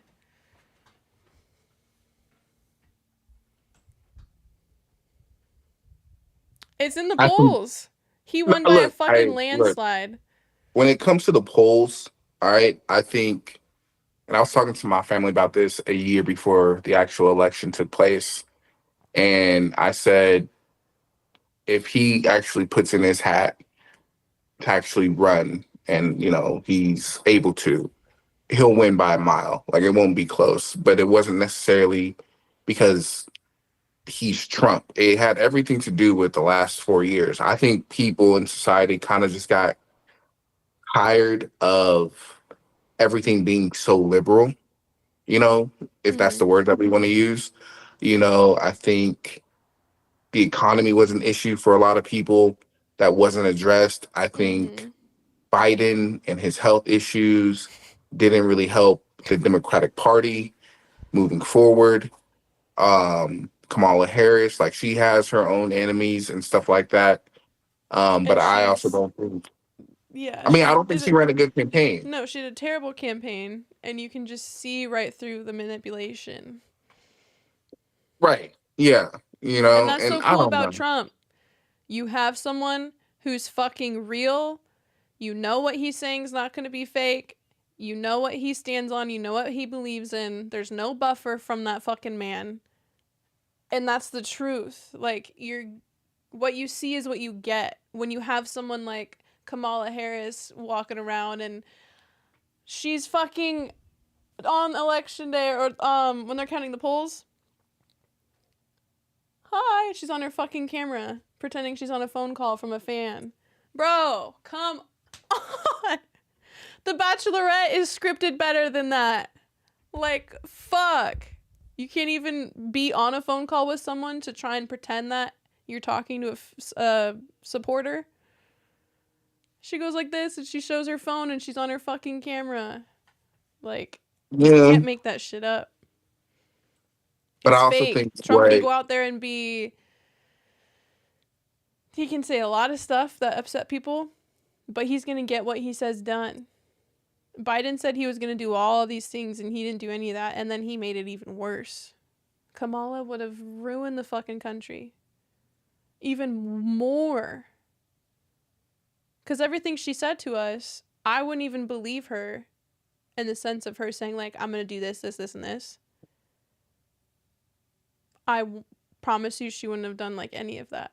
Anything she fucking said she was going to do, she wouldn't have gotten it done. And she doesn't know how to talk to people. She's not even real herself.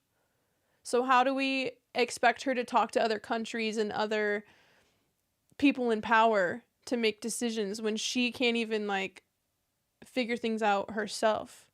Like Trump is in this, he's been in it for so long and he's very smart about who he talks to, how he talks to them. And he's also like aggressive enough to get what he wants. yeah, I think, but with that being said, um,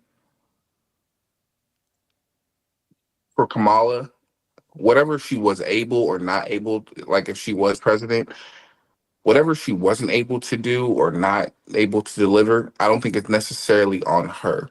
I think Well, one, sometimes it just depends on what it is. but you can put any woman in office. I don't think they're going to get afforded that opportunity or have that luxury of being aggressive as a Trump or any man in office because you are a woman and you are the first. Anytime you're the Dude, first, fuck me if she was gonna be the first woman president.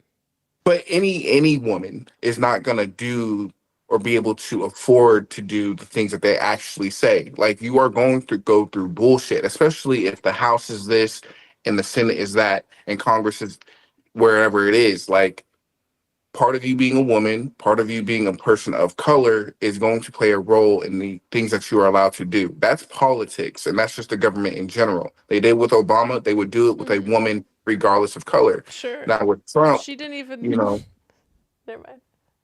but no, like with Trump, like yes, he is boisterous. He says what he's gonna do. He's unapologetic, and everything that he was scrutinized for, from January 6th to his first term to sexual allegations to hush money, whatever it is, the indictments, and then the assassinations, whatever, in a weird way, it kind of made him relatable to a lot of people going through all of that.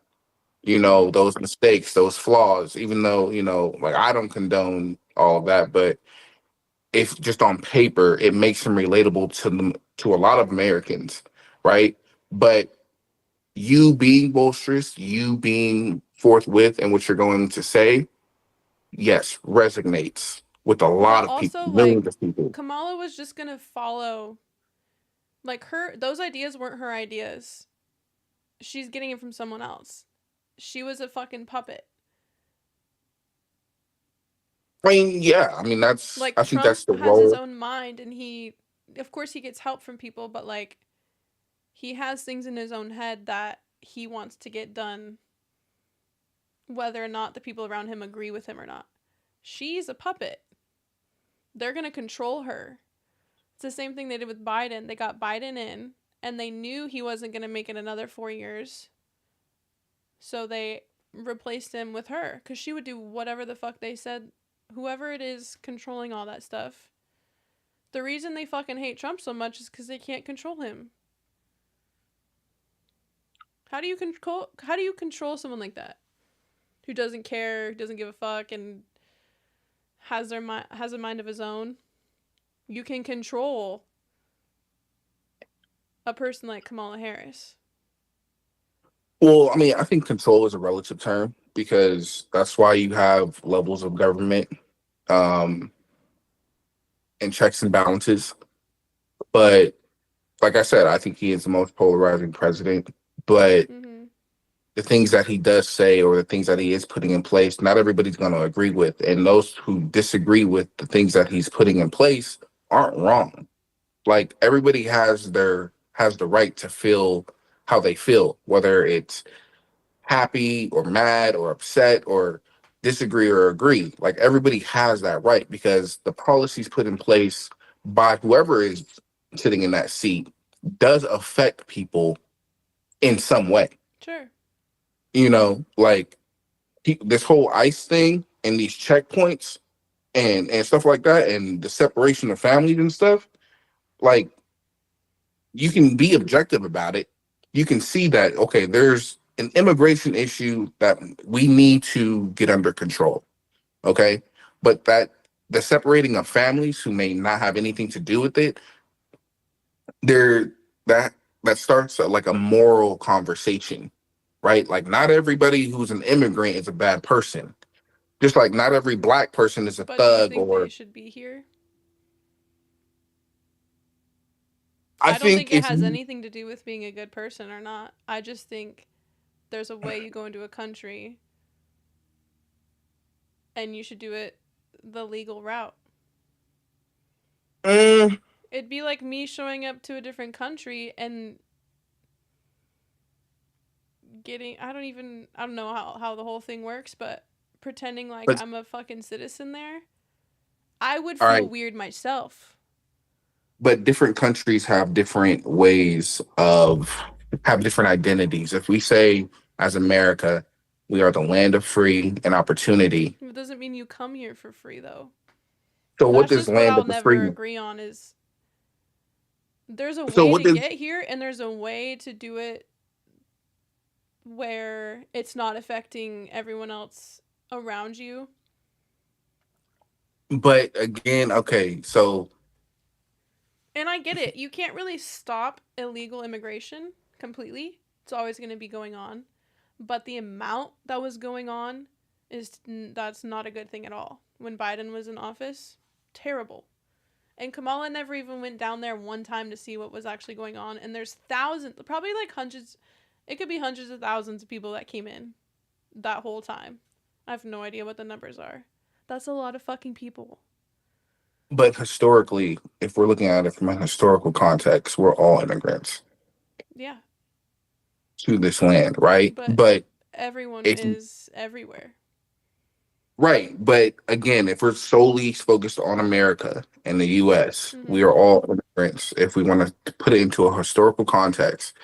Because again, what's legal? Who are when it comes to laws and policies and all these rights, they are majority made up by white Americans, Yep. right? Because that's who That was in charge back then. but Or had necessarily like was the power. who had the power, Yeah. right? Who had the power, who still do have the power, right? So Sure. of course the rules and the laws and the policies are always going to benefit that specific group of people more so than others. That's the issue, So right? then We can't be a hypocritical country and say land of the free and land of, opportunity if we are not going to give these people opportunities. but we do. You're making it sound like there's no system in place of letting people come into our country and be citizens. There is. It happens every fucking day. People come in all the time as an American citizen. People marry from different countries, become American citizens. We let people in all of the time. If there was no access to becoming American citizen from a different country, I would be like 1000%. I understand why the illegal immigration was going crazy and all the numbers, like let them in. They deserve it too. But we do let people in our country. No, You're I'm not saying living. that we don't. I'm not saying that we don't. And I do think we as a country, do have the right to govern migration and the systems in place to make sure that we're safe. Do you know I'm what not would a I'm not happen if against we that. just opened the gates? I don't think anybody believes in complete open borders Mm-hmm. in any country. Mm-hmm. Like, I don't think anybody does that, but there is a way to go about it and govern it to a point where it But does seem fair. wouldn't you want a system that you know each person that is coming in? It's not like I don't know how they do it, but it's just an example. There's not fucking 500 people in like a bunch of semi trucks that are coming in without telling anyone they're there. Right. That's fucked up. No, I get that, but I do think there are circumstantial or situational cases that we have to Sure. consider. Like there are people who are just seeking asylum because of their circumstances back home or wherever Sure. they came from. Like But still those type of in that sense situations. I think there should be like a you're saying it should just be more welcoming? See, see, no, I'm saying it should be more. How do I say it? I think there's a word. I think the system itself can be improved because Mhm. right now outside looking in, it looks like you just rounding up a bunch of fucking people and then just wishing them off. From the outside looking in its simplest form, it looks like you're just setting up these checkpoints and you're just gonna round up whoever you think is and just send them off. Like, yes, systems, policies, laws should all be in place when it comes to migration or any sort of topic that we're on, to make sure that we as a country are safe, but we're also at the same time fitting the bill that we said that we would in the beginning, which is land of the free and land of the opportunities. Some people get a lot more opportunities than others, Mhm. or no opportunities at all, right? Mhm. And we focus so much on certain issues or topics, and I think we put a value on what we want depending on who's sitting in the seat. So we already knew that when President Trump was going to be president, um, migration was going to be a hot topic, and it was going Yeah, to be a he was hot trying to topic. put a stop to it. Right. It's going to be a hot topic. Like there's certain things are going to come based on who's sitting in that seat, But right? don't you want, like, I get what you're saying, and I agree it should be improved and it should be better.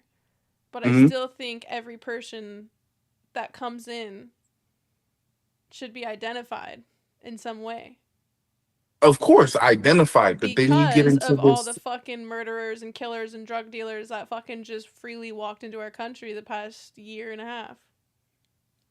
and I get that, but you also can't have people being a vigilante and impersonating ICE officers and knocking on people's doors and wanting to check their papers Mm-hmm. and shit like that. Like that's where you get into it. We live in a day and age where, Well, who's doing that stuff? what do you mean who's doing that stuff? Us. People who here. People who just want to be a part of this new change. You're saying there's Americans going around pretending to be ICE? You wanna look it up on Google? No, I believe you. I didn't Yeah. know. I'm asking. Oh, my bad. Okay, I thought you were being a smart ass. My bad. No, I Yeah. really didn't know people were impersonating ICE. Yeah, no, I just saw something today, before we got on Yeah, about, but yeah, that's not really, anyone can impersonate anybody. You can't, as a country, stop that. So that doesn't have right, but anything to do that's with the Trump. problem. You know what I'm But saying? some people are gonna take on the personalities of their president, however they perceive it to be, right? Mm, Trump brings in a lot of you think people whatever are you want that to in call this. tune with Trump? I mean, take January 6th, for example. I don't know what happened January 6th. Oh, you don't? No. Are you being dead ass? I'm dead ass. What happened January 6th? Have to do with See, immigration? huh? No, you know what happened January 6th on the state capitol. Okay. I Well, told again, you I don't give a fuck about any of this stuff, and I'm not a diehard Trumpy. It was the fact that I did not like Kamala Harris that much, and I couldn't stand her as a person, let alone running for president, was a fucking joke. She made me so just like sick to my core. She's not like, that whole presentation of her was just so fake. It's not her, it's not real. So all those little girls crying because she didn't make it into presidency, like, that makes me sick because what she was putting off was fucking fake and not real. So those little girls that were all upset that she didn't make it into like she wasn't president, they're crying based off of a lie. That fucks me up. okay, but okay, on That was that totally topic. off topic, but I don't fucking like her, but me paying attention to politics, I don't have fucking time to look at this shit. Okay, but you can't What happened January campaign. 6th? What? What happened January 6th? You didn't see the riots in the state capitol on January 6th, No. 2020. Writing what? You had people who believed that the presidential election when Biden got in office was rigged or that they stole the election, and you had people rioting on the state capitol in Oh, you're DC. saying January 6th 4 years ago? Yeah, in terms of people taking on the Uh, personality of who's in office, which makes Trump that much more polarizing, where people are going to I get would up have and showed you on. this. Yeah, but imagine if all of those people were black. You would have a massacre on your hands. Again, certain What? certain groups are What does afforded that the have to do luxury with anything? because, again, the policies put in place aren't always fair to everybody. Okay. Oftentimes, they're not. You guys can afford to go riot the state capitol in DC and not be fucking touched other than a slap on the wrist with a pair of cuffs. Bunch of white women. White women, white men, it doesn't matter. You get a bunch of black people do the same thing, or Didn't a Latino bunch of Americans. white men run into like the Capitol? Yes, and nothing fucking happened other than some tackling and some arrests, and Didn't they that's all it. go to jail? Yes. So something happened though. They didn't just, you guys are playing with us. See you later. They got arrested. That's it. I'm saying it wouldn't be just getting arrested if they were black or What would if people of you think color. they would have been killed? Yeah, absolutely. I Yes. don't know. Like white It's people and also black hard to people tell are too not. because it's like who's working at that time too. What do What you mean who's type of working? people are working and watching the front doors of the fucking Capitol? Like, depends on who's working too. Not so much more as who's actually showing up. There's a big difference between a mob of whites and a mob of blacks. Yes, Blacks and Latino Americans. But moving forward, going back to what you said about Kamala but Harris. that's because I think black Americans have the highest crime rate in percentage. Yeah, we also have the lowest population. But you guys have the highest crime rate So percentage. that gives so you're gonna have extra precautions for us because of that, right? Because white people don't commit the same kind of crimes we do No, it's the same crime. It's just not as often. as blacks. So again, you're Black gonna treat us different. Americans have the highest crime percentage, and it's Right. usually black on black crime. And so for that, you're going to treat us differently based on Yes, that. like a societal stereotypically, yes. Got it. Mhm. Got it. Which is proves my point of it wouldn't just be us getting arrested. Potentially, yeah. Like, okay. Sure. Kamala Harris not being president and little girls crying. Some girls just want to see a woman in power. But that's the mindset of like a kid. They don't know any better. They're not old enough Most to people don't. understand the well, Most people don't most follow people are politics stupid. Yes. I can gladly and say who are that. just going to vote for whoever sounds good. Little girls just want to see a woman in power. But There's do you nothing know wrong with how that. many women actually voted for Trump? I'm pretty sure it was a really high percentage. So the women wanted him in office too, not like I know I don't think like most women do. I'm Hmm. kind of more on like the men's side of things for a lot of stuff. I'm not like super feminist and like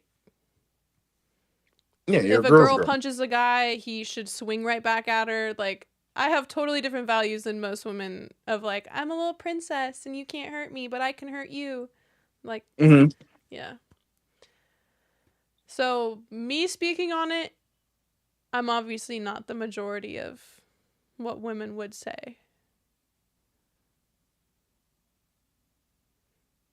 I hear you. There's a lot of me out there, but that's why I think this conversation is interesting. Well, I mean, what's done is done. We have the next 4 years. We'll see how it goes. Only time will tell if this was a good thing or a bad thing. Um, I think America is definitely going to benefit from Trump being president over, especially over Kamala Harris. I mean, we'll never know because she I wasn't literally president. would have left the country. I was going to move. I don't believe you. I was going to move with happening. I, d- Gone. I don't believe you. 1000%. I was going to like You're not Thailand or going to something. leave the country. I was going to leave the country. I was going to move to Thailand or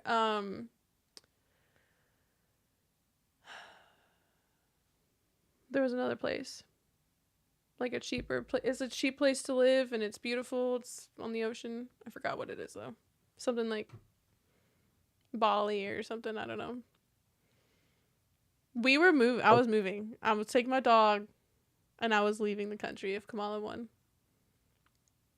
I refuse to believe that You know how high nonsense. up the fucking interest rates would go? Inflation would get worse. The economy would be fucked. There'd be no point in like buying a house in America for the. My mom won't even move right now because she doesn't even want to deal with the interest rates. The president doesn't, It's just the economy. We're fucked right. But I'm because just of saying, Biden and that 4 years. it's called supply and demand. Inflation happened with Biden being in president. And inflation is still up. It's gonna take a while for it to go down. How long is a while? I don't know. No, no, he gets things moving, right? He gets things done. He says it today, If it's done the Biden next was still hour. president right now, it would still be going up. It's fucking So like how $10 long? to buy a carton of eggs, man. So how long do we give Trump? Because you think you said at the I don't snap of know a if it finger, took him it's 4 done. years to get it back down to normal, then that's how long it So would four take. years. But guess what? He would get it back down. In four Biden years. had no plans of getting inflation down. So in 4 years, inflation is gonna go. I fucking hope so. So we gotta wait 4 years. I don't I know thought how he was long it's supposed to going to be a take. magician. But guess what? If Kamala was president right now, it would not go down in those 4 years. So the biggest thing, which is the economy, people can't afford eggs, gas, homeowners insurance, all types of stuff, and we gotta wait another 4 years. Because of how fucked up it got from someone else, and he's trying to solve the problem. It's not his It shouldn't fault, take you it's that long. there. He's trying to It should not. fix it. You have a year and a half. Why is there a A year time and a limit? half. Because I don't even know. I need I a year can't and a half. even tell. I don't know that much about inflation to even tell you a fucking number. The market could crash, everything could change. I don't fucking know. I hope the market crashes so that I could buy a house. You think people want to spend the next 4 years buying $10 eggs? No, but guess who got us there? Yeah, but you gotta make him look like he's a fucking genie in a bottle. All right, what he says, the next thing it's done. I need him to speed this shit up. If he's as good as you say he is, I need him to work his magic on this rent, okay, on this inflation, He's got a lot okay, of on this. problems to fix that weren't there when he was president for 4 years. See, like, the reason that all of this makes sense is connected is because he was there 4 years before. Mm-hmm.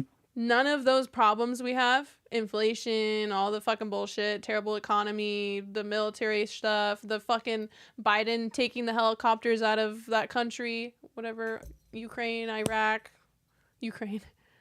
Where was it? He pulled the troops out. Was it Iraq? Yeah. Those people are fucking falling off the fucking planes because they pulled out the military, and Trump never would have done that. Whole bunch of issues. Guess who has to go back and fix all of it? Trump. Had a good 4 years in office. He did a lot for the military, a lot for whatever. Then you get 4 years with Biden and everything goes to fucking shit. And Trump is Okay. back for 4 more years just to fix those fucking problems. And do other things that we don't even know yet. We'll see what he does. You think you're actually going to benefit? Do you think you would benefited more if Kamala was president right now? I don't know. I don't think so. She Since wanted I've to been, spend money. She was going to give prison money yeah, I know. to let them get sex changes while they're in prison for free. Yeah, I saw the commercials. You think I give a fuck about my money going to prison? People who are in prison getting a sex change? They just want to Cry feel in me control. a fucking river. Hell no, that's not where my money's going. That's like, if there's a list of 200, that's at the bottom of the list. Look, Bro, we that's the all saw the stupidest commercial. thing to even like, oh, I'm going to help the people in prison, blah, blah, blah, blah, blah. Why is your campaign even involving people in prison? They're in They matter prison. too. So their lives don't matter. Not as much as the people who aren't in prison. That's tricky. It's not as much though, because they're in prison. Hey, but people are in prison for various reasons. Sure. Okay, not all People people are in prison like, are bad people. people are wrongfully imprisoned, Yeah, or in but they're prison for still in prison. There's not much you can do for them. You know what I'm saying? I'm not saying their lives don't matter. I'm just right, saying it's not as much because it can't be. right. So us who made good life choices are here. Well, You some of guys, us out here, not in prison, make terrible life choices. We just don't get caught. But we're not in prison. okay. The way I think about it is okay, so whose life do you value more? A person in prison or a person here illegally?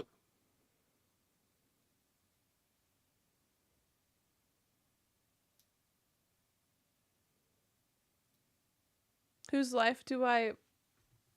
Value more or think is more important?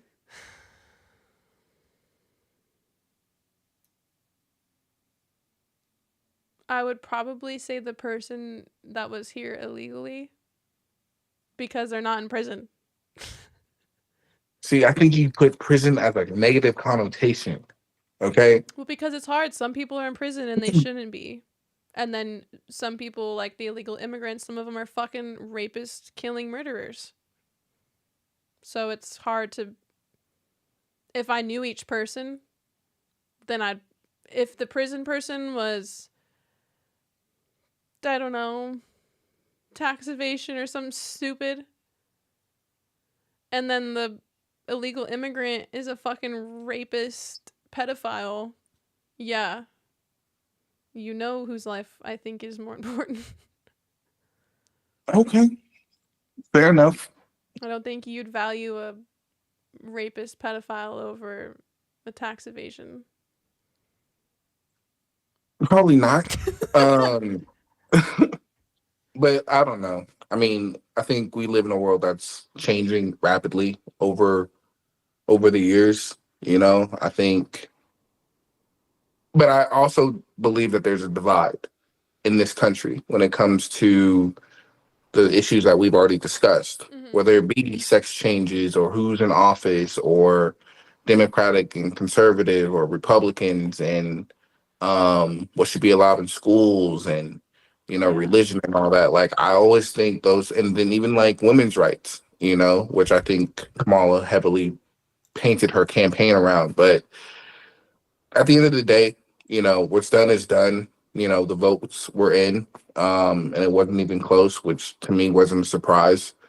Um, but I also think that there's always going to be a divide. You're not going to make everybody happy. At the end of the day, it's impossible.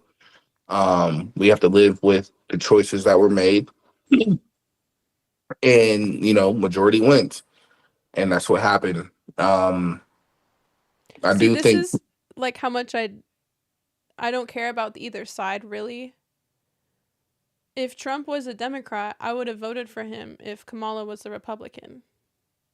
Does that make sense? yeah, Yeah. yeah. I It's mean, not necessarily like I could never go blue or rock with them.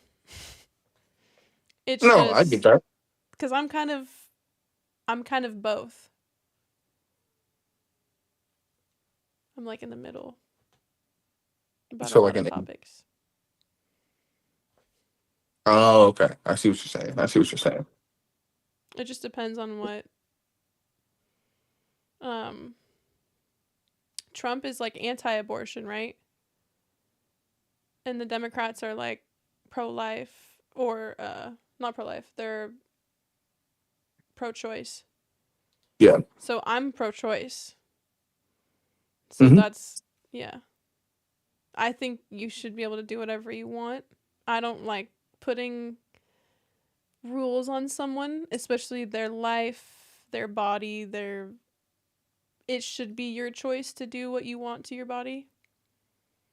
Um but then again that one's tricky cuz like there should be an age, there should be rules on it, right? If you're 12 years old and you got pregnant, it's hard to say that a 12-year-old is old enough to make the decision to get an abortion. You know what I'm saying? Yeah, I hear you. I'm gonna ask you,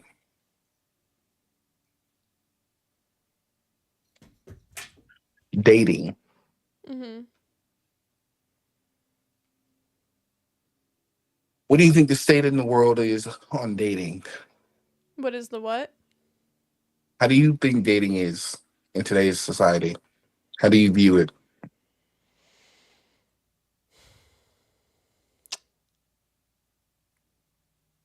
I think it's hard. What makes it hard? I think social media makes it hard. I think social media makes it extremely hard. But it can also put you in the position to meeting your person. So it's kind of beneficial. Um Okay. I I never had dating apps. I've never tried to meet someone online like that. I've been lucky enough to meet people in person and have connected with people solely through that. So I don't really have like an online type dating experience. Hmm. Um I don't know. I always was old school in that sense. I wanted to like meet the person and feel that vibe. I've dated people through Instagram and Snapchat and weird stuff like that. Um we just never really connected. If I had met certain people that I like had loved in my life on Instagram or something, I never, I'm not against it. I just got drawn the cards of they Meaning. randomly just show up and you meet them. But I Okay. can assume that dating's hard. I know some of my friends that live in Arizona and they struggle. They're struggling. Apparently, there's a lot of douchebags in Arizona, but Outside of the douches, um, do you think that women set unrealistic expectations for men? absolutely 1,000 fucking percent. Women are brainwashed to believe in such expectations. I think. I think you can have standards and then you can have expectations. And a lot of women's standards don't get met, but they also expect things to happen from that as well. I Hmm. just think they're brainwashed for sure. Do you think, well, social media is not going anywhere anytime soon. It might last the rest of our lifetime, in fact. Do you think there's ever going to be a point where dating gets better, or do people have to be better in not allowing social media to impact, shooting their shot or how to approach, a certain man or a woman, um, letting those insecurities, outweigh their pursuit of a relationship? I think the expectations need to be lowered or like go away. And then dating could be easier for everyone. I A agree. lot of I it comes agree. from like from the man's perspective, they have the expectations of what they're seeing online, right? Of like what this girl looks like. She's hot as fuck. All of us edit our pictures. Right. You meet them in person, they're not exactly. You should know that going into it, she doesn't fucking look like this, right? Hmm. Or she could. Like me, I semi edit my photos. I don't change my body, and I don't. It's basically just to make my face cleared. Because I don't wear makeup. I don't do fake nails. I don't do fake eyelashes. So, pretty much with me, what you see is what you get. Other than there's like a face filter just to make my face look nice. Um, Okay. so some people do that, but majority of women these days have Botox, fillers, boob jobs, BBLs, liposuction fat out of their neck, just like everything, Whole 9 yards. which is a different topic, but so fucking baffling for me. um, and very unhealthy. But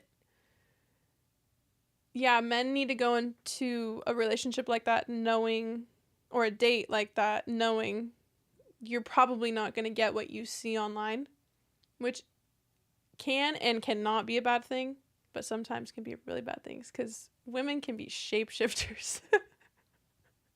Yeah, yeah, yep, yep.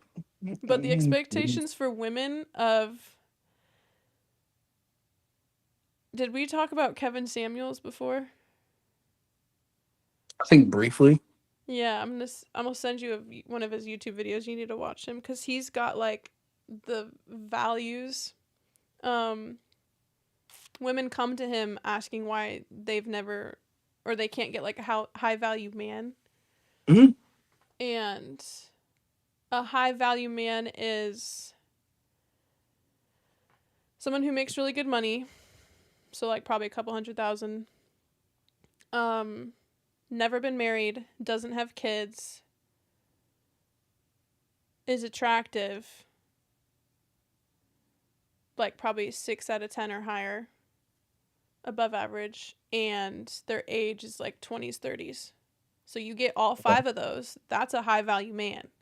Then you Hmm. take a woman who is a 5 out of 10 average, like makes 50,000 to 100,000 a year, had been married and divorced, doesn't have kids, and is like 35. That's not a high value woman. So why would a Hmm. woman like that? And she's out of shape. A lot of these women are out of shape and they're expecting this beautiful goddess to come down. That's like 1% of the country, by the way, Right. that makes that much money, that one category. There's a lot of people who don't make that much money who are average looking guys, make enough. Like, that's what they should be going for.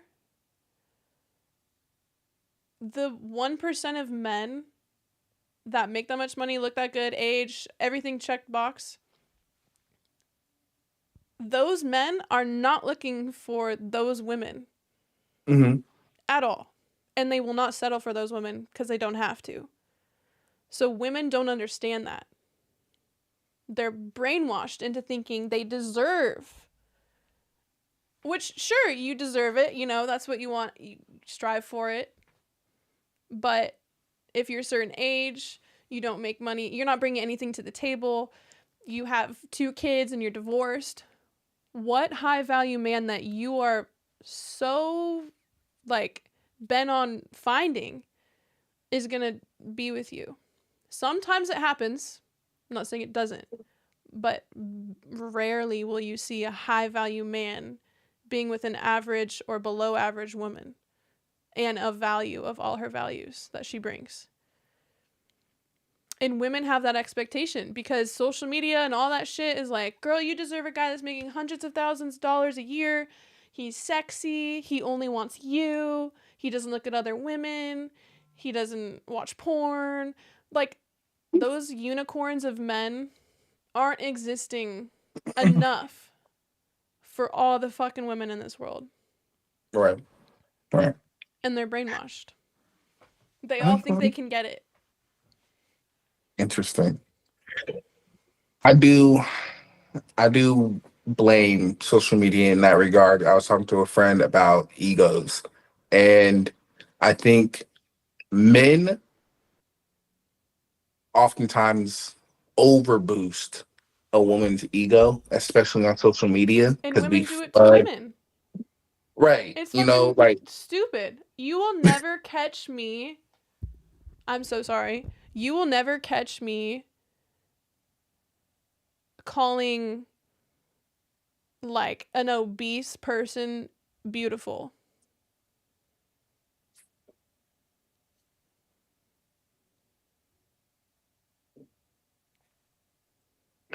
hold on. I'm not even kidding. Like obese. I'm saying like obese, 400, 500 pounds, 5'3". I'm so sorry. That's not real. That's not reality. That's not even society norms. Like, that's not. No. You're unhealthy and you're not beautiful. Is that hard to say? Is it hard to hear? Is it hard to I don't even know. People can judge me for that comment, but at the same time, that's the reality. You know, Cuz that woman right there is below average, right? Weight, and you could have a beautiful face, but I'm not going to be like you're a beautiful like, some women who are really overweight have gorgeous faces, and you can see like how perfect their fucking face is. But that mm, person as a whole is not beautiful. They've not taken care of themselves, or however you want to put it. yeah, and I don't want to have this conversation just be about women and all that's wrong with them because I do think that there's both sides. It No, just looks a it little definitely goes different. both ways. I was just giving that example. Right? No, no. Of course, of course. But there's Um, people on the fucking internet who will tell that girl she's the most beautiful person on the planet and she's a 10 out of 10. Like that transgender person who's on that podcast. I don't know her name. The big I know you're girl, talking. but it's a guy. She's like, "Oh, what?" He asked, what's your scale of 1 from 10?" And she's like, "I'm a fat fucking 10." And her friends are around her like, "Yeah, you're a 10. Bitch, bury me in the ground before I tell that person they're a 10." That's lying. This is why society's fucked. Because the truth hurts and people can't say it. Yeah, no, I agree with that. Um, we've definitely gotten a lot nicer about our words, or at least more cautious to where we want to make everybody feel good, Mhm. um, instead of holding them accountable. Mhm. Um, Not everybody's a 10, not everybody's a 9, not everybody's an 8. Um, we do live in a world where instant gratification is the norm. We Mhm. normalize that just the same way we normalize toxicity.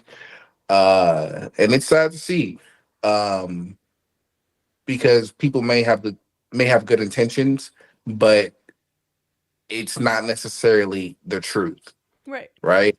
You know, There's a difference so between being nice. Like, I'm not mean to people. I I'm just saying mhm, I would never go up to them and like tell them something like that. Like, I'm mhm, nice to people in different ways. If or like if you have even a baby. Like if I saw someone's kid, I'd be like, "Oh, it's so nice to meet your kid," and blah blah. Like I'll talk to them about everything else. If their kid's ugly, they added an ugly kid, like a baby. Some babies come out looking weird, right? I'm yeah, not gonna go up to someone and be like, "Oh my god, your baby's so pretty, it's so beautiful." I'm not gonna go up and lie to them. I just won't right. talk about it. No, I mean, and I think that's the right thing to do. Um, yeah, I mean, it's just like don't ask questions you don't want the answer to. Yeah, if someone Sort of asked me, mindset. "What do you think of my kid? Do you think my kid's beautiful?" I would be like,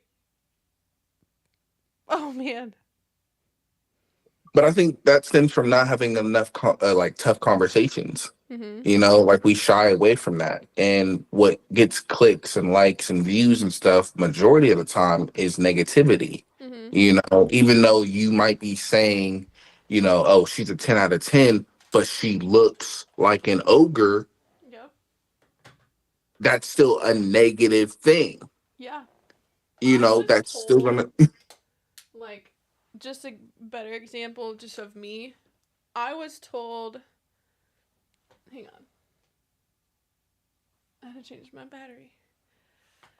I was told, like, my whole life that I was a 10 out of 10, like a 12 out of 10. My ex called me a 12 out of 10. I really thought I was, like, at least a 9 or a 10. Like, I was up there throughout, like, middle school and high school and stuff, like, part of college. Because I never really paid attention to the scale. And then my friends and I started talking about it and diving into what we really thought about it and what reality is. And I would say, like, I'm a 7. I'm not an 8. I'm not a 9. I'm not a 10. I would say I'm like a 7 to an 8, depending on the day, depending on just whatever. I would say, like, my average is like 7 to 7.5. But my whole life, growing up, I always thought I was a 10 out of 10. I was just like this super beautiful woman, and I was gorgeous, and I didn't have any like flaws and whatever. I feel like I'm So like a 7.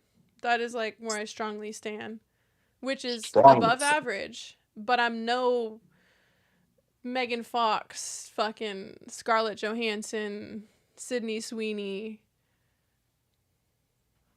But you strongly believe that you're 70% better looking than the rest of the world. Well, it's not 70% more. I'm 70% more attractive than zeros.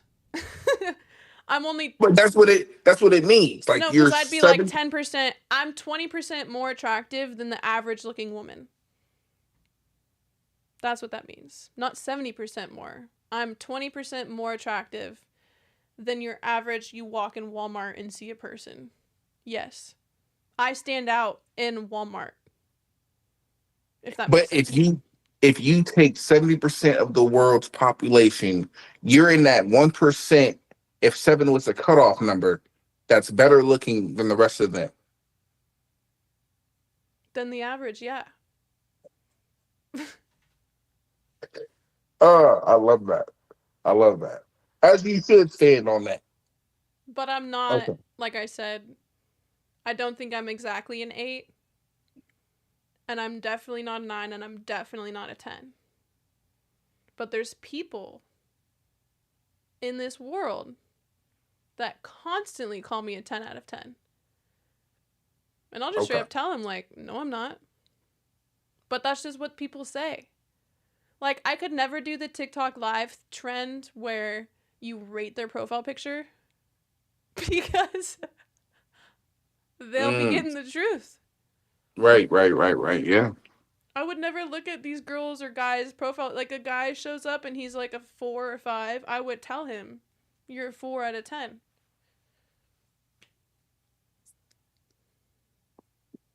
What time is it?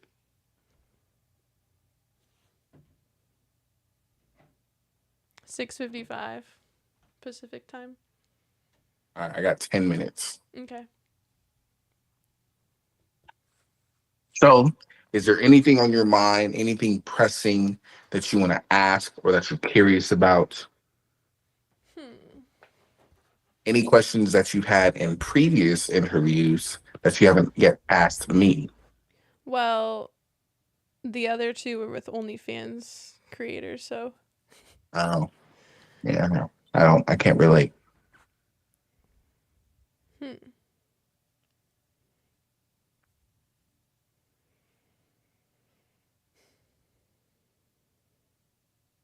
I was like, what have we talked about? We talked about comedy, acting, Kansas City, Eagles winning, the Lakers, Trump, I want to bet you on that game. inflation, and values and dating. Yeah, and dating. Yeah, What's your dating life like? me, non-existent, non-existent. I haven't. I think it's been. I don't know, Yeah, because I remember when we were at Lucky Strike, you were showing me profile pictures of other girls. yeah, but that was when I was young. That was in the past. That was like 2 years Um, ago. yeah, when I was young. I'm 27 now. Okay, I'm Me getting up there in too. age. Yeah, no, my dating life has been non-existent. I met people and stuff like that, but the way I live my life, being a homebody, working, stuff like that, and then just the overall arc of what dating is now, I don't have time for that bullshit. Um, Maybe one day, people think I'm negative when it comes to relationships, and I'm really not. I think there's someone out there meant for somebody. Mm-hmm. Um, but when it's your time, you'll know.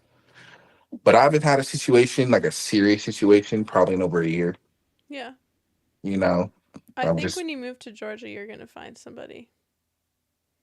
maybe because I think I'll have a greater chance of finding somebody I also because I think will be. you're making that experience already, so you're going to change a lot about your career and what you want to do, and you're going to be able to reach even higher goals, and I think it's just going to put you in a position where you're going to meet that person. Yeah, no, it's possible because I think down there I will put myself out there a lot more, in more ways than one. Just connecting with people, and just wanting to experience the city and all that it has to offer, aligning with my career goals and you Mhm. know for work. I think it will be an exciting time, um, or not. I mean, we'll see. All you can do is really hope. But yeah, no dating. Yeah, And then what do you think about what I was speaking on of like the values and the scale and whatnot? I And think saying people. someone's a 10 when they're not a 10. Well, I'm a very direct person. Like, I don't think there's people who are universally attractive, universal, like across the board. And again, I think that's 1% of 1%. And even those people have their issues, but as far as I'm always gonna be honest with you, you know, I'm one of those people where if the truth hurts you, then don't ask. Mhm. I'm not gonna sugarcoat. I'm not gonna beat around the bush on your feelings. I'm not on Mhm. this earth to make you feel good about And this is yourself. why we're friends. Yes, it is. It is. And it's to me, it's like it's how you feel about yourself that is the most important, Right. right? Like I'm not one of those people who need validation from others. So giving you validation is not my strong suit, Mhm. right? I know Cuz it that does for me. nothing for you. It does nothing for me. Mhm. Like don't ask me if you look fat in these jeans. Okay? Like I'm not that guy. No, if if I was dating you, I would be asking you those types of questions because I would want to know the answer. But a lot of Right, but you girls won't want that. They want you to lie. They want to not hear the actual truth. I'm the person where it's like, tell me if this shirt looks terrible. Like I've done that so many times. I want to know. I don't want to leave the house. And also like if I have a boyfriend and I'm dressing up for an occasion, I want him to be looking at me like, "Damn, she's sexy." Not, mhm. "Damn, I fucking hate those shoes and those pants she's wearing." I wish I fucking knew that before I left the house cuz I'll throw them away. Right. No, and I think it just takes you got to know your audience, you got to know your person to really have that dialogue, to really have that type of conversation. Because you're right, like most people don't want to hear the truth, you Mhm. know, under those conditions. As far as expectations and standards, I do think those two things are both different. Everybody has standards, and then what you expect might not be what you always get, Mhm. right? And that's where compromise comes in. I think majority, I think more now than ever, expectations are very blown up, right? I see it from men, I see it from women. Um, I think it's emphasized or highlighted more on the women's side because they are the catch in a traditional sense. Like they are the prize, they are the catch. Men are the ones who initiate and so on and so forth. So they kind of set the bar for men to reach in order to pursue them, right? Um, but I think it's getting to a point where it's almost like, what's the point of dating? But with that, I think more people have to be honest with themselves, like how people should live within their means. People should date within their means. Like you can talk to a person and, by just one conversation, you can tell what that person's going to cost you, right? Not in a literal and figuratively. Right. Um, what that person is going to cost you, by conversation, depending on how in depth you want to get, you know, does that fit you? Does that fit the kind of person that you can afford, monetarily, physically, emotionally, mentally, those things that you all have to consider. Um, And I don't think enough people are doing that. But I do see a lot of conversations between men and women and on social media explaining the differences, of high value, low value, expectations, standards, what a person deserves versus what they don't. And again, I think it does create this line of divide, because I even marriage conversations, marriage and divorce, prenups. Like it seems like a lot of things are being a lot more controversial. Mm-hmm. Maybe that has everything to do with social media, but I think people just got to take a step back and really be honest with themselves on what works for them. Mm-hmm. You, you're not going to get everything. Exactly. Even the most perfect looking human being has their issues, has their flaws. Like no one is perfect. Yeah, look You at know, Megan Fox. Apparently, MGK was fucking cheating on her, I mean, allegedly, and they're having a baby, and now their relationship's gonna be over. And she's like yeah, the hottest person on the planet. Well, used to yeah. be, or I is, mean, whatever.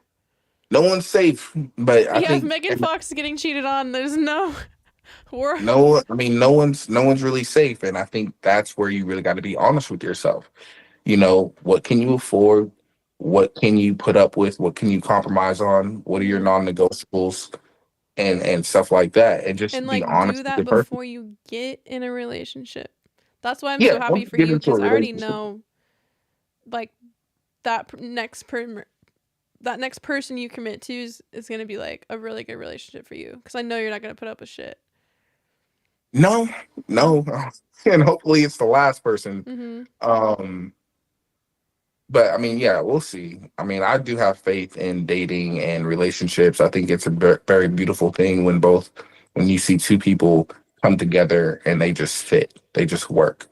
Um, and I think from there, anything can be solved or discussed through conversation. Mhm. Um, and with social media, I think you have to protect your relationship more now than ever because everybody wants to know you. But also, with that, if you are a type of couple who puts your relationship on the internet, don't pick and choose when that attention works for you and when it doesn't, if things don't go your way. Mhm. You guys don't work out. Like just as forthcoming and as honest as you were when you guys were together, be that way on the way out because people are going to ask questions. Oh, cuz they're so So invested into your life. right, but you made it that way, Exactly. right? So stand on what you said you're gonna, stand on your relationship from the beginning to the end. Um, but yeah, I do have faith, and I think things will get better over time. It just takes more of us having conversations that are realistic and being honest with ourselves. Mhm. That's going to be a tricky one. It's going to be hard to change the mindsets of like men and women's expectations, honestly. Hmm. It's crazy to me too that people expect more than what they bring. That Right. blows my mind cuz that's it'd be like me expecting a Chris Hemsworth looking man with so much money, single, never married, no kids, and that good they're not going to cheat on you or want anyone else vibe and they're of that age. It's like me looking for that. And I'm above average looking. I make good money. I'm not pregnant. I've never been married, don't have kids. I'm Hmm. 27. I'm like the only thing I'm really missing of the high value woman is like the amount of like I'm not making hundreds of thousands of dollars a year. Hmm. Everything else I'm on that box. I check every box except that. But I'm still missing that. If I was like a millionaire, then I could have that high value man. Yeah, or being contention of one. Mhm. Yeah, But and for me to have the expectation, if I had a kid, no man on this planet wants to raise some other man's child. People do it, but no man wants that. No man wants to raise another man's child. It's instinctively against your guys' nature to do that. But you do it. Shout out to the guys who do, because it's, it's great. But no man wants that. So I mean, yeah, when it's, a you single know, woman's looking for a high value man, she's not going to find one. She's already has a kid. You're going to get stuck with the average type of man, and there's nothing wrong with that.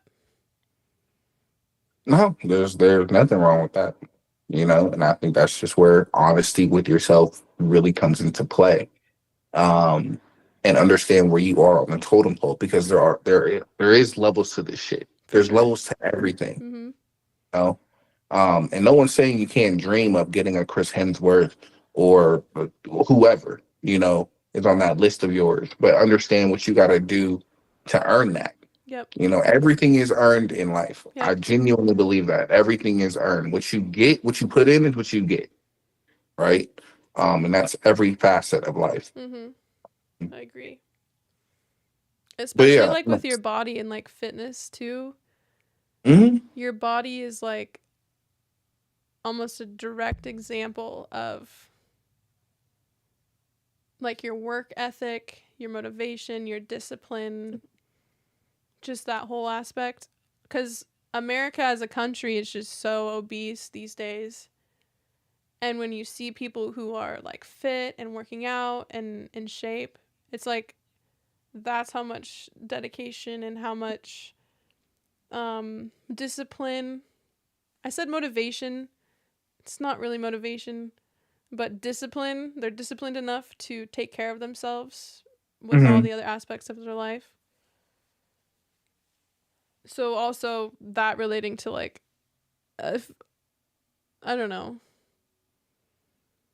an overweight man or woman looking for like the high value end also. Yeah, no, and I think that's one of the good things about social media is that you see everything, right? Like you see how you can put yourself, if you're a 4 or a 3, for an example, or you're in the 90th percentile in whatever topic, you see what you have to do or what you can do to put yourself in that. Mm-hmm. And And have there's those ways to options do that. coming around you, you Right, and know? have those options coming around you in a way, and there's a way to do it without compromising yourself Mm-hmm. in a negative way. Like you can actually work for it, but you have to For be sure. willing to work for it. Mm-hmm. You know, um, everybody loves a person who is fit and takes care of themselves. Everybody loves a person who is smart and kind and is a people person and is relatable. Well dressed, fashion. Well versed in so many things, and you can do that for yourself, but a lot of people don't want to put in that work, you know. And also, all those aspects you just listed, you could be like the nicest, well dressed, funny woman in the world, but if you're not a high value woman, they're still not going to come for you. That's why Yeah. that list Oh, of 5 or 6 is so dead in stone, mhm. because it's like you could have a, they always say like um what am I trying to say?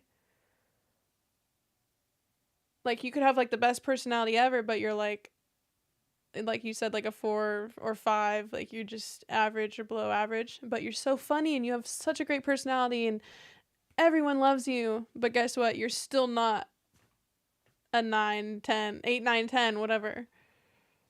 Yeah, and sometimes you just gotta bite that bullet and take that L, Mm-hmm. um, and turn it into a win that works for you. Mm-hmm.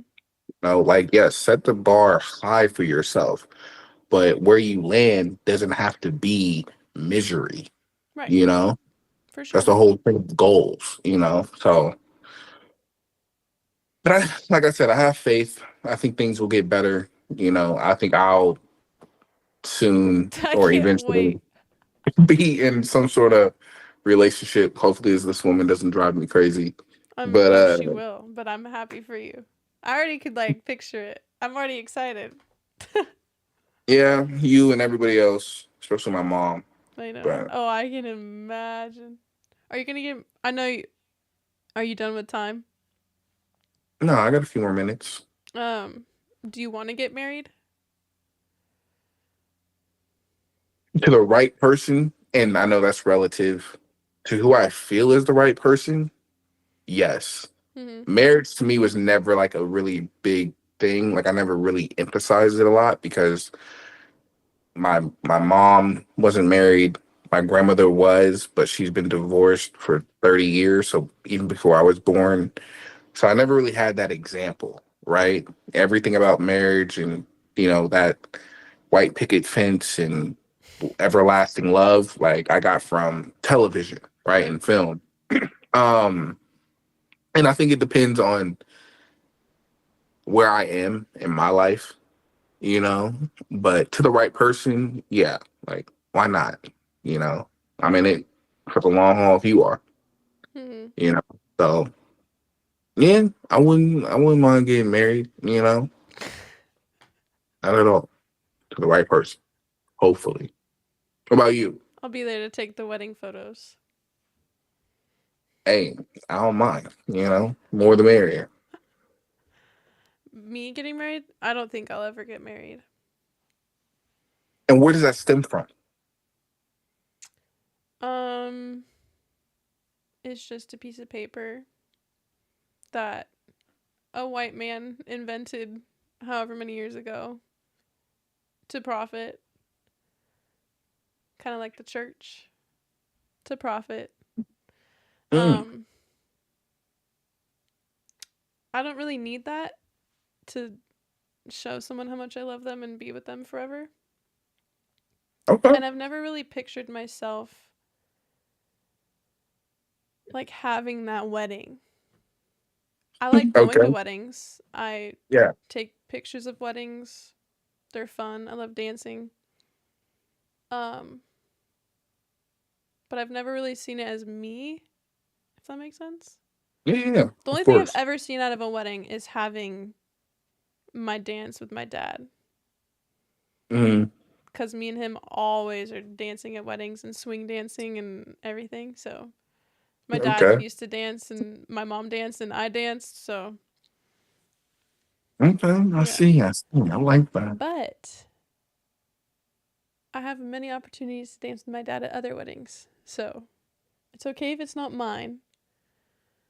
Yeah, yeah, no, I get that. I get that. I think the reason why I say I'm not against it is just because I think it's going to be hard for me to find a woman who doesn't want to get married. Right. And bless the ones that do, and bless the ones that don't, and just want to be with their person, and not really put the government involved If or it get the was government involved. illegal to get divorced, like if divorce didn't exist, I would get married.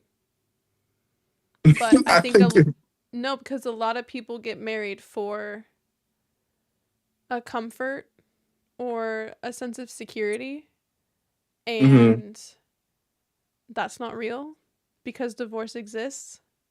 hmm So if if you married someone and it was set in stone and that was it, I would get married because I'm like, fuck yeah, I know it's me and you. But the fact that divorce is a thing, there's no commitment other than you're still dating. You just sign a piece of paper and you put a ring on someone's hand. yeah, I mean, if divorce was illegal, I think a lot You of can people ask would. any fucking married person when they get married a week later. Is it any different from when you guys were living together and dating a week ago? They'll all tell you no. I believe that. I They'll believe all that. say no. What the fuck's different? I've lived with my boyfriends before. Nothing would be different other than now you can say your husband and wife. But in some states, living and dating someone for 7 years makes you husband and wife. So, Mm, okay. Yeah, I mean, everything, I mean, different things work for different people. But and they're expensive. I would That rather is, pay for like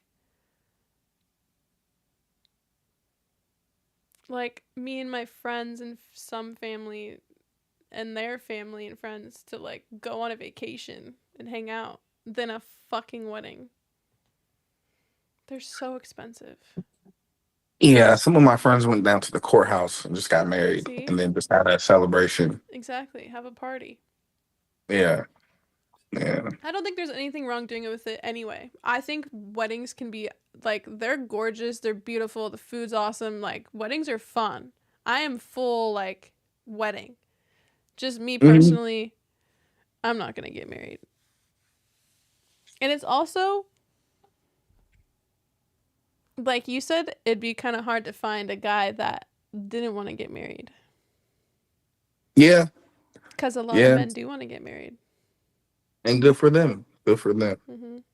But you would be fine if you met a girl and she's like I don't want to get married. Oh, absolutely. See? My dad was like Yeah, that. My dad didn't give a fuck. He did it for my mom. yeah, yeah. I would be totally fine if we were just locked in. Yeah. You ain't going nowhere. I'm not going nowhere. Like, yeah, and we're happy. We're good. I'm chilling. Yeah. I'm big chilling. Worry off my back. Yep. Well, I'm excited for you. Big things are coming. Thank you. Good things are Thank you. coming. We'll have to do this again after you move to Georgia and get a little update of life Yeah, yeah. Give me like a when you're not year. busy. Yeah, a year into that should be completely different Hmm. kinds of updates. But we'll always keep Hopefully, in in a touch. year from now, I'm going to have my own podcast studio and it's going to be lit and I'll fly you out. I would love that for you. I would love that for you. I'm always wishing you well and the best. You know, I love seeing how hard you work. You into this creative space is inspirational for me personally. And just anybody that I see, you know, really just going after what they want in life that I care about. Um, I'm always gonna be a fan of yours. I'm always gonna support. You always have a friend in me. Right back at you, Right? man. So, and I appreciate you having me on. Yeah, it's been fun. I know you gotta Hmm. go. It's been what is that? How long? Damn, 3 hours. I Eh, literally called it. I was like, it's gonna be a 3 hour. We're gonna talk for 3 hours. We could keep Yeah, talking. I know we'll keep talking, but I gotta go to the casino. I gotta go play some bets. do that and good luck. You know, I'm sorry about your Eagles, but Sure. hey, We'll talk on better luck Sunday next when the year. game's over. We will. We will. I'm gonna text you right when there's like 5 minutes left and be like, fuck you, bitch, we're winning. No, I'm sure we'll have a conversation. Oh, for sure. But yeah. Okay. Well, that's the end of our 3 hour podcast. It's been Yes, a it is. pleasure. Shout out Javon Jefferson. Make sure you guys go follow him on TikTok and Instagram and soon to be YouTube. Yes. And yeah, what a blast. Until next time, my friend. Absolutely.